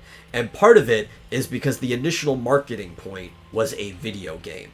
Before like toys, before a cartoon or anything like that, there was a video game at a time when good addictive video game. A good addictive video game on a portable platform. That's another thing we got to remember, because you could take Pokemon with you anywhere. Mm-hmm. A portable platform that could communicate with other platforms, because you can link them together. At a time where we look at the 90s, this was the height of the rise of video games into popular culture. After there was that crash in the mid 80s, and then Nintendo came back, and right around in the mid 90s is when we've hit the height. Like we're going off. Video games are pop culture now. Yeah, I can't actually believe that Pokemon didn't come out until 96. Yeah, that seems really late, because it feels like it's been around my whole life. But 96, I was a sophomore. It was my second year of college, like when it came out. In fact, wait, early 96, maybe freshman year. But it feels like it's been around so much longer than that. But I can't believe there was no Pokemon. Oh, well, actually, it's going to feel even worse for you. 96 was the Japanese release date. It didn't hit the U.S. until September 28th, 1998. September 98? So that was my senior year. Yeah, that's when Pokemon hit the U.S. So I can't even believe there was no Pokemon the entire time I was in college. I was playing video games. I was playing Doom and Warcraft 2, and oh my god. Yeah, well, because it was so popular in Japan. Mm-hmm. And one of the reasons it was so popular was because everybody rides the subway. Right? Like in Tokyo specifically, but also any of the major cities in Japan, because if you look at Japan, there's a few on the outskirts, but it's kind of like a cluster of major cities in the middle, and then it's more rural towns going out, right? Until you hop over to like the island, and you have like Hokkaido and stuff like that. But like you have Shibuya of Tokyo, and you have Kyoto right there and stuff, and it's just like a cluster of major cities. Everyone rides the subway. Mm-hmm. And because everyone rides the subway, everyone can trade with people. That was the big thing. That's also why Street Pass was so popular with Japan. And they had to like modify and do like these Street Pass hot spots here in America to fully enjoy it, because unless you lived in a dense city, you couldn't really enjoy Street Pass. But in Japan, it's like people would trade with strangers when Pokemon was new. Like people you didn't even know. You're like, hey, you got like a Machop? I've got like, or was it? No, I've got blue version. I only have Growlithe and Arcanine. Do you have a Vulpix, Mr. Person who has red? Mm-hmm. Well, so wait, did it come out, when it came out, was it on the Pokemon? Was it on the Game Boy Color? Okay, it came out for the Game Boy in Japan, but it was so close to the Game Boy Color, where I think the Game Boy Color had already come out, but it was being developed beforehand, that it was on colored cartridges that looked the color of the game. So it was a red and a blue cartridge. and I think we talked about this last time on the Vomitorium, if you put it into a Game Boy Color, it had the data for it put in there that each town turned the color of the town. Right. So like Cerulean City was blue. That's so surprising. Like, Yeah. they could have come out with it years earlier on the original Game Boy, but yeah, I mean. But it was kind of. I mean, it was Game Boy Pocket was the most popular system when they were developing it. Yeah, it's amazing that they didn't have it virtually almost the whole lifetime of the original The thing is, Game too, Boy. it was so close to the color coming out. Like, actually, I don't think the color was out yet when it launched in Japan. Right. In the North America, actually all over, the Game Boy Color came out in 99, fall of 98, around the same time that Pokemon came Yeah, we got it. But they had already started developing on Gold and Silver before the color had come out. So Gold and Silver is also a game that works entirely in black and white, but has the code to be colored if you put it into a Game Boy Color. Yeah. But there were very few games that decided to be Game Boy Color exclusives, too. Like, even later ones. There were a lot of just compatible with the original Game Boy. Right. Yeah, and they ended up, and they were also, they basically worked the same way on the Super Game Boy as they did on the Game Boy Color. Yeah. So. Which I think is one of the real reasons a lot of games had that data in there.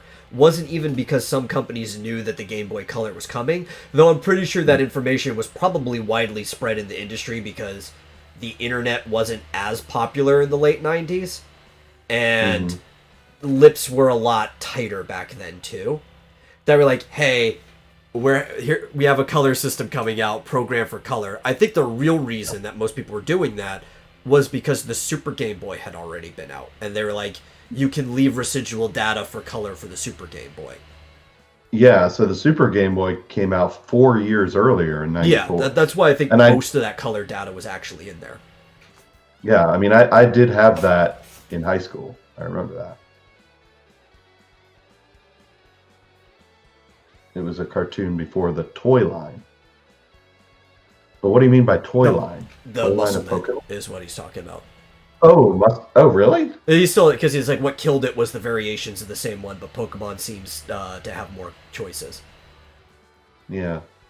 The thing with Pokemon, though, even though it has the same person running it, and it's like the same main staff since the beginning of Game Freak, like Junichi Masada, I don't know if he's been on Game Freak the entire time that Game Freak's been a company, but he's been the director since Pokemon's been a thing at the very least. I'd have to go back and see how long he's been a director. See, that's what I think is the problem here, is that he's personally burnt on it. He needs to retire. I mean, there's got to be people that can carry it on and sort of revitalize it and say, yeah, this is the main thing Game Freak does, and we're excited about it, and we're going to come out with new stuff. Yeah. And it's going to be... Or, like, at least jump back to a board position or something like that. Or you can still be the president, but assign a director of Pokemon that isn't you. Yeah. Yeah.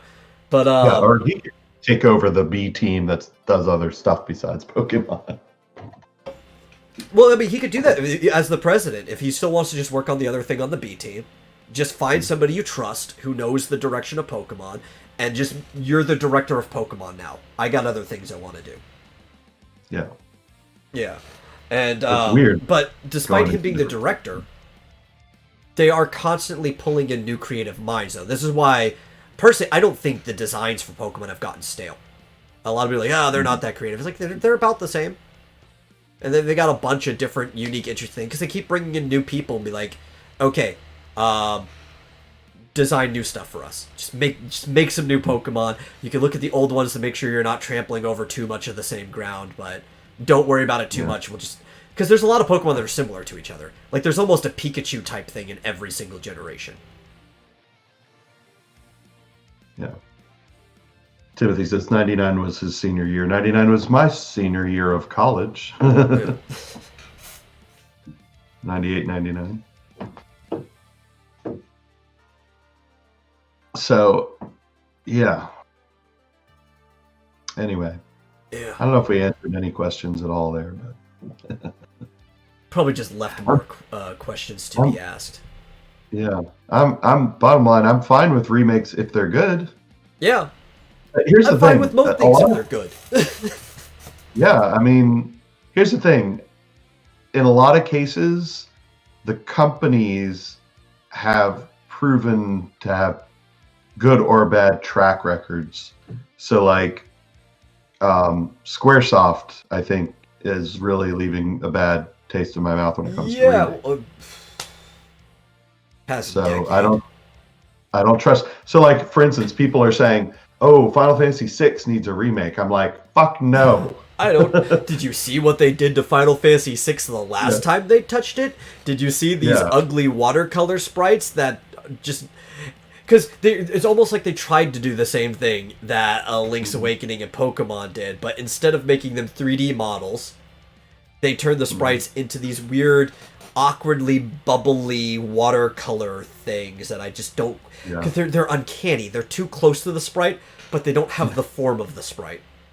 right, right. Well, So I'm if they had like, done something like yeah, 4, which is kind of just making 3D models that look like the sprites. yeah. I mean, if SquareSoft had a better recent track record, I'd be all for it. I'd be like, hell yeah, do Final Fantasy VI or do a remake. Well, That'd be the sad great. part is, But their track record is actually phenomenal when they outsource a game to another company. sure. Like Tokyo RPG Factory.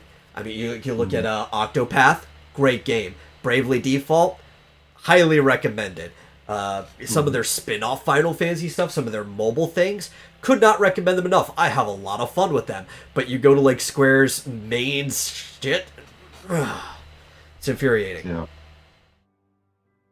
Yeah. So I mean, that's why I'm like, I would love, and it's in a way, partially because I never really played all the way through these games. I would love for them to make remakes of Oracle of Ages and Oracle of Seasons, because Link's Awakening remake was so awesome. Yeah. I was like, do it exactly like that, and I'd love it. I mean, I'd love for them to actually do a remake of Adventure of Link. Yeah, yeah. Here's a good one. Why don't talk about Octopath? Why not outsource a remake of Final Fantasy VI to Acquire? So what are they called? Acquire. They're the people that made Octopath Traveler. Why not outsource it to them? They clearly know what they're doing. Yeah, yeah, make it like that. Yeah, I would totally play that in a heartbeat. Like, $60 on the table right now. Already sold. Absolutely. Yeah, I'd what do you call it? I'd buy Uh, yeah, it. I'd put a pre-order down. I don't pre-order Yeah, games too because I think it's, for the most part, it's unethical to pre-order because it leads to bad practices in the industry if you're just buying games that don't turn out to be good. But yeah. honestly, I'd have so much faith in that game that I would pre-order it. Hmm. Yeah, I mean, hell, I pre-ordered Skyward Sword HD. There was a Super Game Boy. Yes, it was a Super Nintendo cartridge that had a Game Boy slot in it, and you put the Game Boy game into the slot and then put the cartridge in your Super Nintendo, and it would let you play Mhm. Game Boy games on your TV. Yeah, here's a link to the Wikipedia. That's how I played Link's Awakening for the first time, because I didn't buy it until after my cousin already had it. We didn't Mhm. know it was a game. I think, I don't know, my mom used to read Nintendo Power. I love Nintendo Power, but for a long time it was mostly looking at pictures because how young I was. But she got to a point where she was just like getting high on the couch and stuff. So Nintendo Power was still coming in, but she wasn't reading it. So I didn't find Mhm. out about the game until I went over to my cousin's house and he was already playing Link's Awakening. And by this point, by the time the Super Game Boy came out, I think Link's Awakening was already basically an old game. So I got it years later. Yeah. I enjoyed the hell out of it. I didn't get the director's cut either. Probably because it was on sale, being the original version compared to the director's cut. When I got Link's Awakening, I just got the original version of the game, despite Mhm. getting it later. We probably got it like halfway I through didn't. Funko Land. I think that's probably why I ended up getting it. I didn't play the Link's Awakening DX for a very long time. Yeah. Because I played the original, and when that came out, I was like, oh, they added one dungeon. I don't really know. Yeah. But I do like that they included it in the remake. That's pretty cool. Although it made the game a bit too easy. There's no Game Boy camera hookup for it, though. Or the printer. How am I supposed to print my pictures out? Wait, on the Super Game Boy? No, on the remake. Oh, yeah. Oh, well. Well, I was like, you could just take a screenshot and then send it to your phone or whatever and print that out. Kind of makes it obsolete, yeah. Because but it was cool. It's like, I already had the printer because I had the Game Boy camera. You plug it in, you print things out. This doesn't have a camera built in, does it? No, it doesn't. It doesn't have a microphone either. Or adapters for microphones. If you want to do anything with a mic, you have to use the smartphone app. Yeah. Oh, well. Oh, well. So you want to talk about WandaVision? I guess. We've got 18 minutes left? Yeah. And it's I was thinking about this. It's good that we do this usually last because there's going to be spoilers. So anyone who hasn't seen it and wants to, maybe now would be a good time to dip out. Nah, fuck that shit. Get spoiled. Show's not that good anyway. Yeah. It's just not. That's true. So anyway, but, legally we're required to say that we're about to give you spoilers. Maybe morally or ethically. We're not legally required to do shit. Legally bound.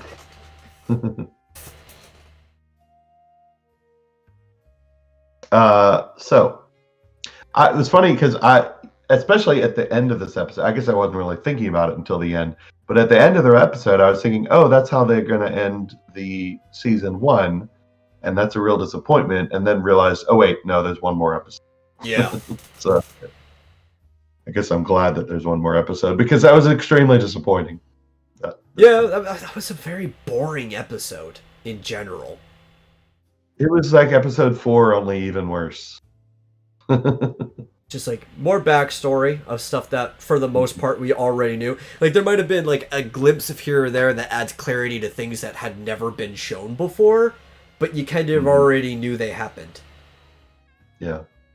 I didn't really see any point to the beginning except to show that, well, actually, they implied, but they didn't actually say that whole part. So it starts out with Agatha Harkness basically about to be executed by a bunch of other witches, but they didn't, including her mother. They didn't outright say that was in the time of the Salem witch trials, did they? No, they didn't.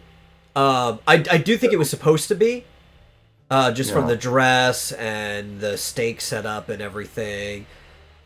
They implied which was that her original origin. I had mistaken because this character's everywhere. You can't know the extended backstory on every character now. But when she first showed up, she was a witch from the Salem witch trials.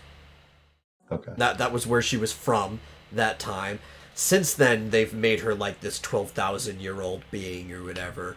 But it seems like they're going with the more traditional and not contemporary origin for her, because it did look like they were dressed and talking in a Victorian time, and it was during the Salem witch trials.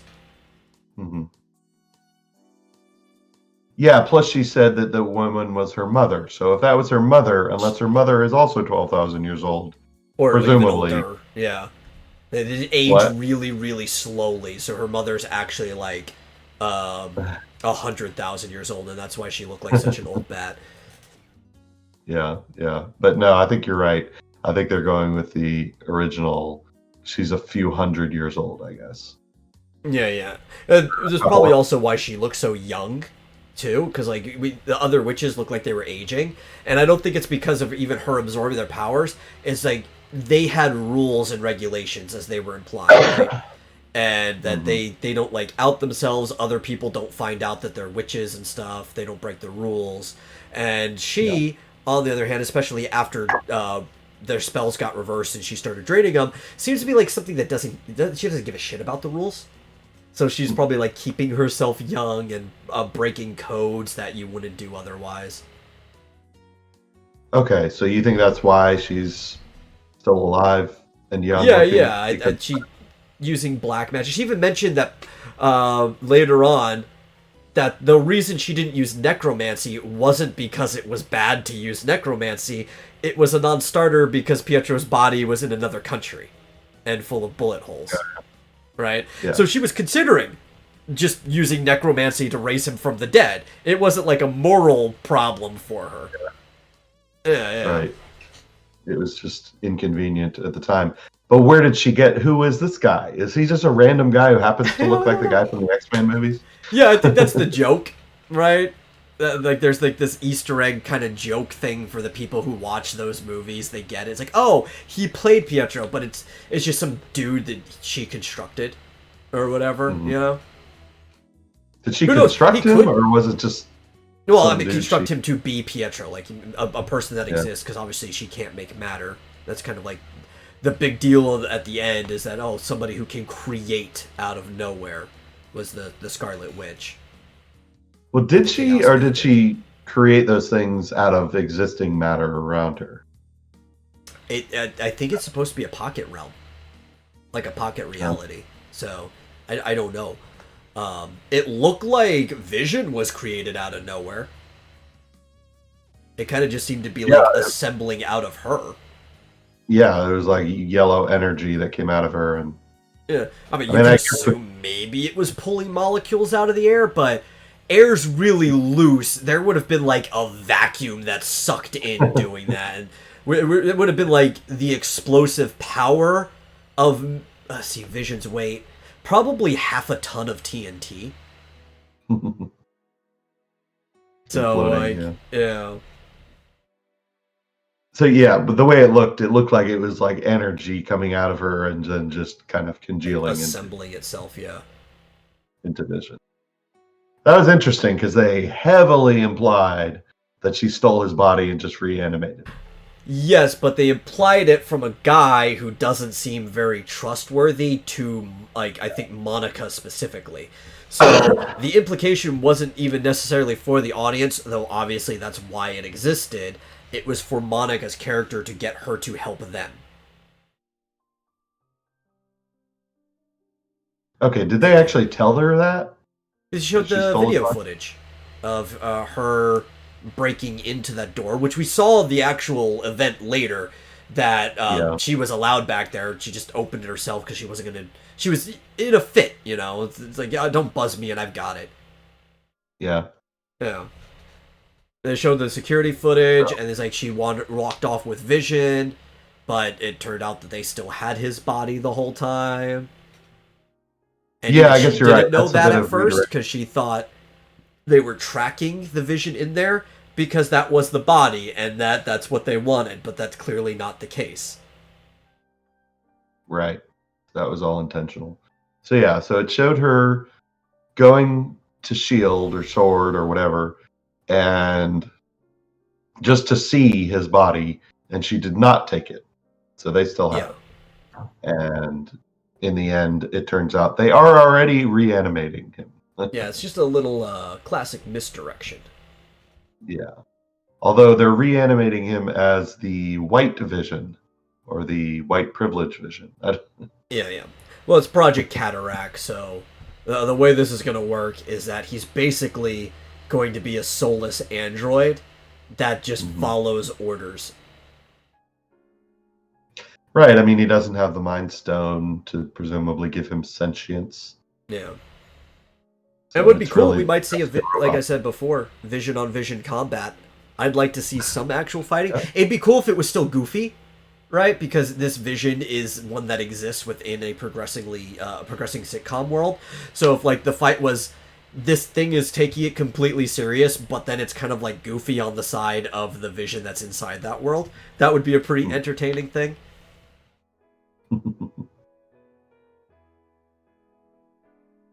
Yeah. I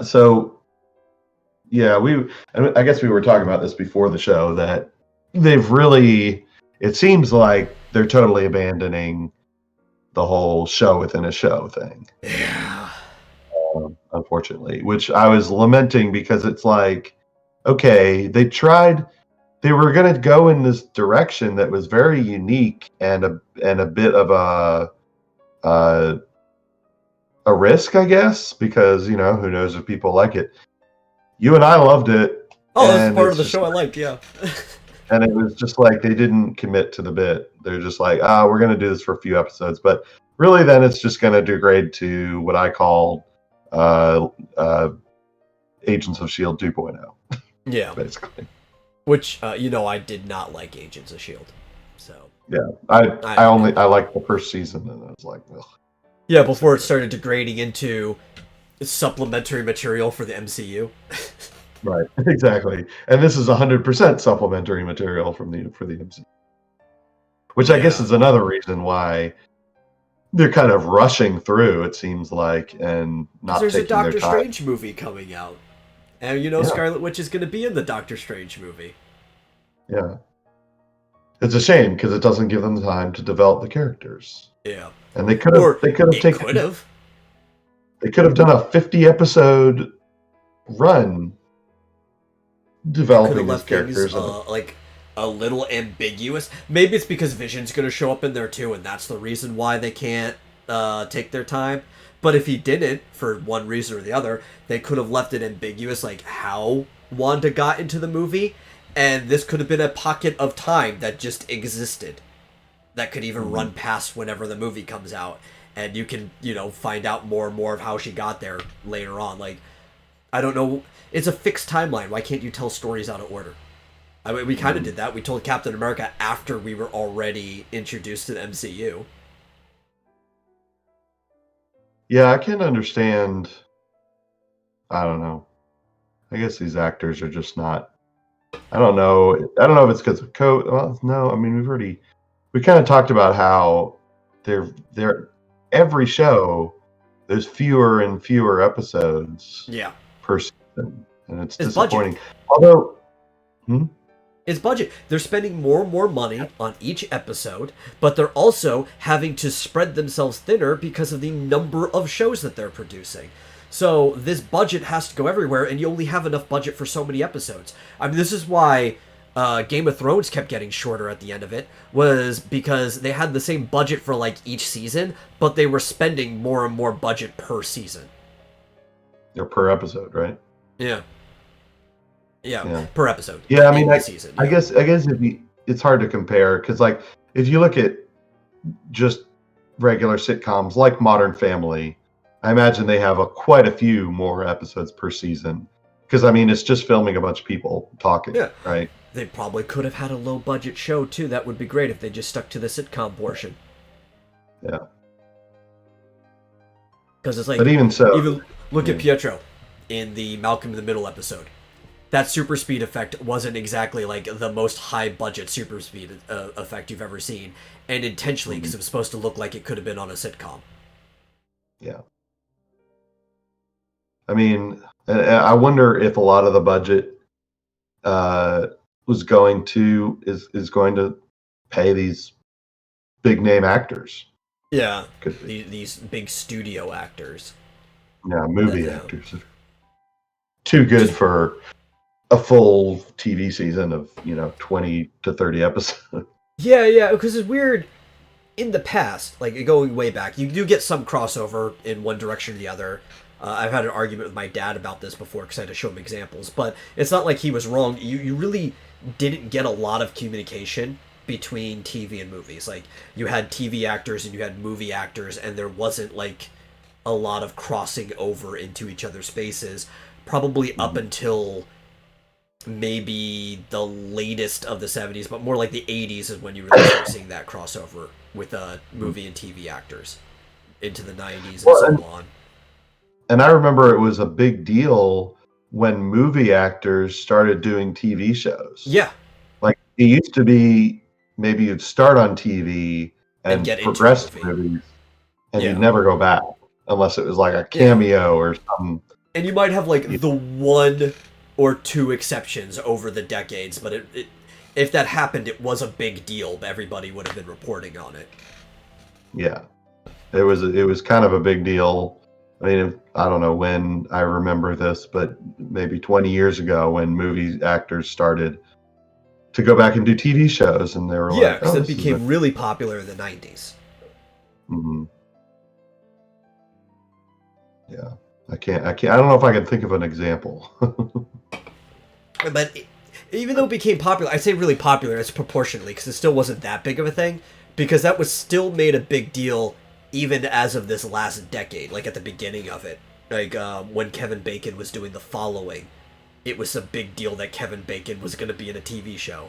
And this was like in, what, Mhm. 2011 or 12 when this happened? That's not that Yeah, long ago. yeah. So yeah, I mean, I guess we got to look at it like, I mean, this show is really just like a mini series. It's like a mini, or an Which that would episodic be the movie. exception you normally get, right? And that was popular in the 90s as a bunch of miniseries, especially with Stephen Yeah. King's work. And you'd get actual, like, film Mhm. actors coming in to do, like, a 4 episode thing that's functionally just a movie broken down. Yeah. That's almost what this is. It's Yeah. kind of like filler between Endgame and Doctor Strange. That's kind of like a several episode miniseries. Yeah, yeah. It would be pretty long. I'm trying to figure out exactly at the moment. But as a TV show, it's disappointing that they didn't take their time. That they really just like rushed through and got rid of the best aspect of the show, which was the sitcom part. Yeah, because if we were to look at this as a movie, it'd be kind of like a Lord of the Rings extended cut or something like that. Because this is like a 4.5 hour movie if you were to slam all the portions together. Yeah. And how many seasons is this going to go on? Like Yeah, just who two? knows? I wouldn't be surprised if this was the only one, and they just wrapped it all up in the next episode. And after they do a movie with the characters, they never come back to it, Could be. which would be very disappointing. I mean, if that's the case, this was like really rushed in a unsatisfactory way. Yeah, and then it would be, I mean, here's the thing. These episodes are only like what, 20, 22 minutes long or something like that? Yeah, they're roughly a half-hour block, right? Because they fill in the Right. half hour more by having those fake commercials that have to do with the show. Yeah. So even if they're 30 minutes, that's like 4.5. So it's like 2 movies worth. Yeah, as I said, it's like or like a Lord of the Rings extended cut. If we're trying to say Yeah. this is one movie, it's 4.5 hours. Yeah. Yeah. Oh, Flit. You're 100%. It is. That's exactly Oh, what it yeah. is. It's Oh, a we knew part. that from the beginning, though. But I was just hoping I got to enjoy the sitcom portion a little longer. Yeah. Flit says maybe it's just a marketing vehicle so you don't forget the MCU exists. Yeah, 100%. Which is disappointing because I liked it at first, and I wish that they would do more of that. But Yeah. Eagle says the best MCU movie is Captain America: Winter Soldier. I actually didn't care for that. You know, I really liked the first Captain America. I didn't like any Captain America after the first one. I like the original Captain America and the original Iron Man. I loved. Yeah, I like that one too. I like pretty much the whole Phase 1. I thought Phase 1 was just great. It's flawless almost. I liked Iron Man 2. I thought that was awesome. I also liked Iron Man 2. Not as much as Iron Man 1, but I did enjoy it. I liked the very first Avengers a lot. Winter Soldier was just like... It was trying to be a spy film, but it wasn't a very good spy film. It's forgettable, and the bad guy had very questionable motives or methods. Yeah.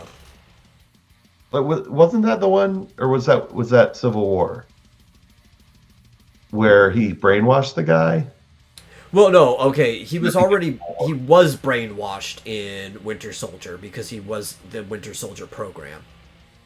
And then he was woken up from the brainwash, and in Civil War, he kind of like was trying to put him back under. Because it started out with his trial, and then he broke him back through. And What was the one with Zemo or Zemu or whatever? I I don't even remember that name. I think I'm thinking of Civil War. Probably. The guy who pretended, who like came in and read the 6 words out of. No, that was Civil War. That was at the beginning there. Black Panther is in the movie. Okay. All right. That's the one where Zemu or whatever his name was. Yeah. I was like, very questionable motives. Well, I mean, like his questionable plan. Like, how does he know any of this is gonna? It just didn't make sense to me. Like a lot had to be perfect just for him to get into that room in the first place. Yeah, and then, anyway. Other people have done better analyses of that stupid movie. But, no, Winter Soldier was the one where they found out that S.H.I.E.L.D. was actually being run by Hydra. Yeah. It was the death of S.H.I.E.L.D., pretty much. Yeah. Yeah, I didn't care for it. And a lot of people, that's their favorite movie, too. Yeah. Like, that's not an uncommon opinion that Eagle has. See, I liked, again, it kind of goes back to the WandaVision. I liked the first Captain America because of the setting. It was a period kind of piece where it was all World War II, right? Well, and all the characters always act as you expect them to within the setting. Yeah. And it was really cool to me to have like this superpowered guy without, not in modern times, but like that's kind of why I liked Wonder Woman too. Yeah. Because what do you think of Agent Carter in that regard? I like the concept. I think Agent Carter was underdeveloped. I never saw it. Yeah. A lot of cool stuff about it. It felt like it was getting the shift the entire time, right? Like it was the back burner thing. Here we go. You guys can have some of this budget now. Yeah. Well, anyway, so I guess WandaVision ended with sort of a cliffhanger where, what's her name, Agatha Harkness has her kids, and she wants to know Wanda's secret to doing all this magic. And they drop her. They do a name drop at the end. They actually call her the Scarlet Witch for the first time in the whole MCU. Yeah, didn't make sense to me. Yeah, like I said, they have to. They kind of have to find a way to work that name in there to where it makes sense. That's the problem. They have to give a backstory to the name Scarlet Witch. It cannot just be her hero name because she doesn't have a hero name in this world. So they have to attach like this whole chaos magic background to the name. That a Scarlet Witch is a thing that exists. Yeah, you gotta. I wonder if in the next episode they're going to explain. Okay, what is a Scarlet? What does that mean? Because it's meaningless at the moment. Because in the comics, it's just her name. Yeah. Doesn't have any deeper meaning, but apparently, unless they've also added a meaning in the comics that I'm aware of. I don't follow Scarlet Witch very well. I don't really care that much about the Maximoff twins. They're cool when they show up places, but their backstory has also changed so many times. Right? Like, even who their parents are change, right? Because you assume that Magneto is their father, and they grew up adopted under that family. But there's also times where Whizzer was Pietro's father, which is why he has a super speed and looks very similar to him. And there's also times where it's like their power aren't mutants. Their power could be inhuman. They've been contracted with the Terrigen Mist before. Like, everything about these characters just keep changing over and over. And they even had to change them for the MCU originally because they couldn't have any mutant relation since Fox owns the idea of mutants. But because they're characters that show up in split properties, they both had access to those characters. So the Fox versions are mutants, but these ones are possibly something else. We had to have like interactions with infinity crystals to give them their power, but it doesn't look like that's actually where they got their power from. It just woke it up, because now it shows that Wanda kind of was a witch the whole time. It's just something that would have died Oh, if she yeah. never interacted with the Infinity Crystal. Yeah, I forgot they showed that in this Yeah. episode too. So even There in was this no, world, they're just as all over the place as they were in the comics. hmm and there was no Scarlet Witch in the Fox X-Men Nope. movies, It right? was they had access to her, but they only wanted to use Quicksilver. Yeah. Which, by the way, was an awesome Quicksilver. Oh yeah, I love that's actually the most redeemable part of those movies. I didn't care too much at all for Days of Future Past or Apocalypse. I didn't think they were that good of movies. They're just kind of boring to me, which is what I can say about most of the X-Men kind of like series after Last Stand. Mm. But the scenes with Quicksilver were great. Especially, I love the one in Apocalypse where he's running into the manor and pulling everybody out of it as it's exploding in slow motion. Like that's Yeah. just an amazing scene. Yeah. I liked the one from the previous one where he's Oh, I like that one too, moving. where he's like hitting all the guards and stuff, and you have like, Yeah. do you imagine how fast that song actually has to be playing for him to hear it at that speed? Well, the whole song had to have played in a split second. Yeah, which it can't be on a normal tape because if you played it that fast, it would tear the tape. They just have like Yeah. some type of like custom made heavy duty player with a recording to be able to listen to things, and it's got to like constantly being playing through and rewinding. Yeah.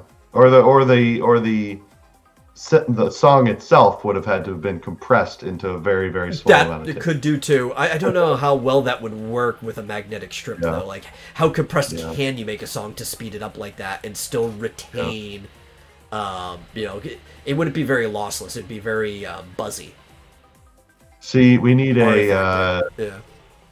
I don't know, science of or game theory or something about how did he hear that song from a, Yeah, well, from I a know there was a film theory that brought up how fast it had to have been going, Yeah. which he was only Oh, really? marginally off. It was like just like a small like decimal error, but it was pretty actually close on that one. I checked the math on it, but it did actually talk about like the structure of the tape. Like, okay, everybody understands it had to have been going faster, but how? Yeah. I don't know. Yeah, I don't know. Anyway. Well, anyway, I think Yeah, we've it's covered the whole 9:08. thing. So, thanks you everybody for coming and watching the show live or listening to it later. I actually didn't show it off. I got merchant today for the Fighters Guild. You should join the Fighters Guild. If you have information in joining the Fighters Guild, you can contact me directly and I'll give you anything that you need. Or you can support any of the stuff that we do by buying my merch. I have a Redbubble that's got all kinds of stuff, including this shirt, X Dynamis Chaos stuff. I'll probably have a Vomitorium thing up sooner or later. I just haven't gotten around to it. Or you can support the show directly through my PayPal at paypal.me/IMMADAMETAL. And we will see you all next time. Bye.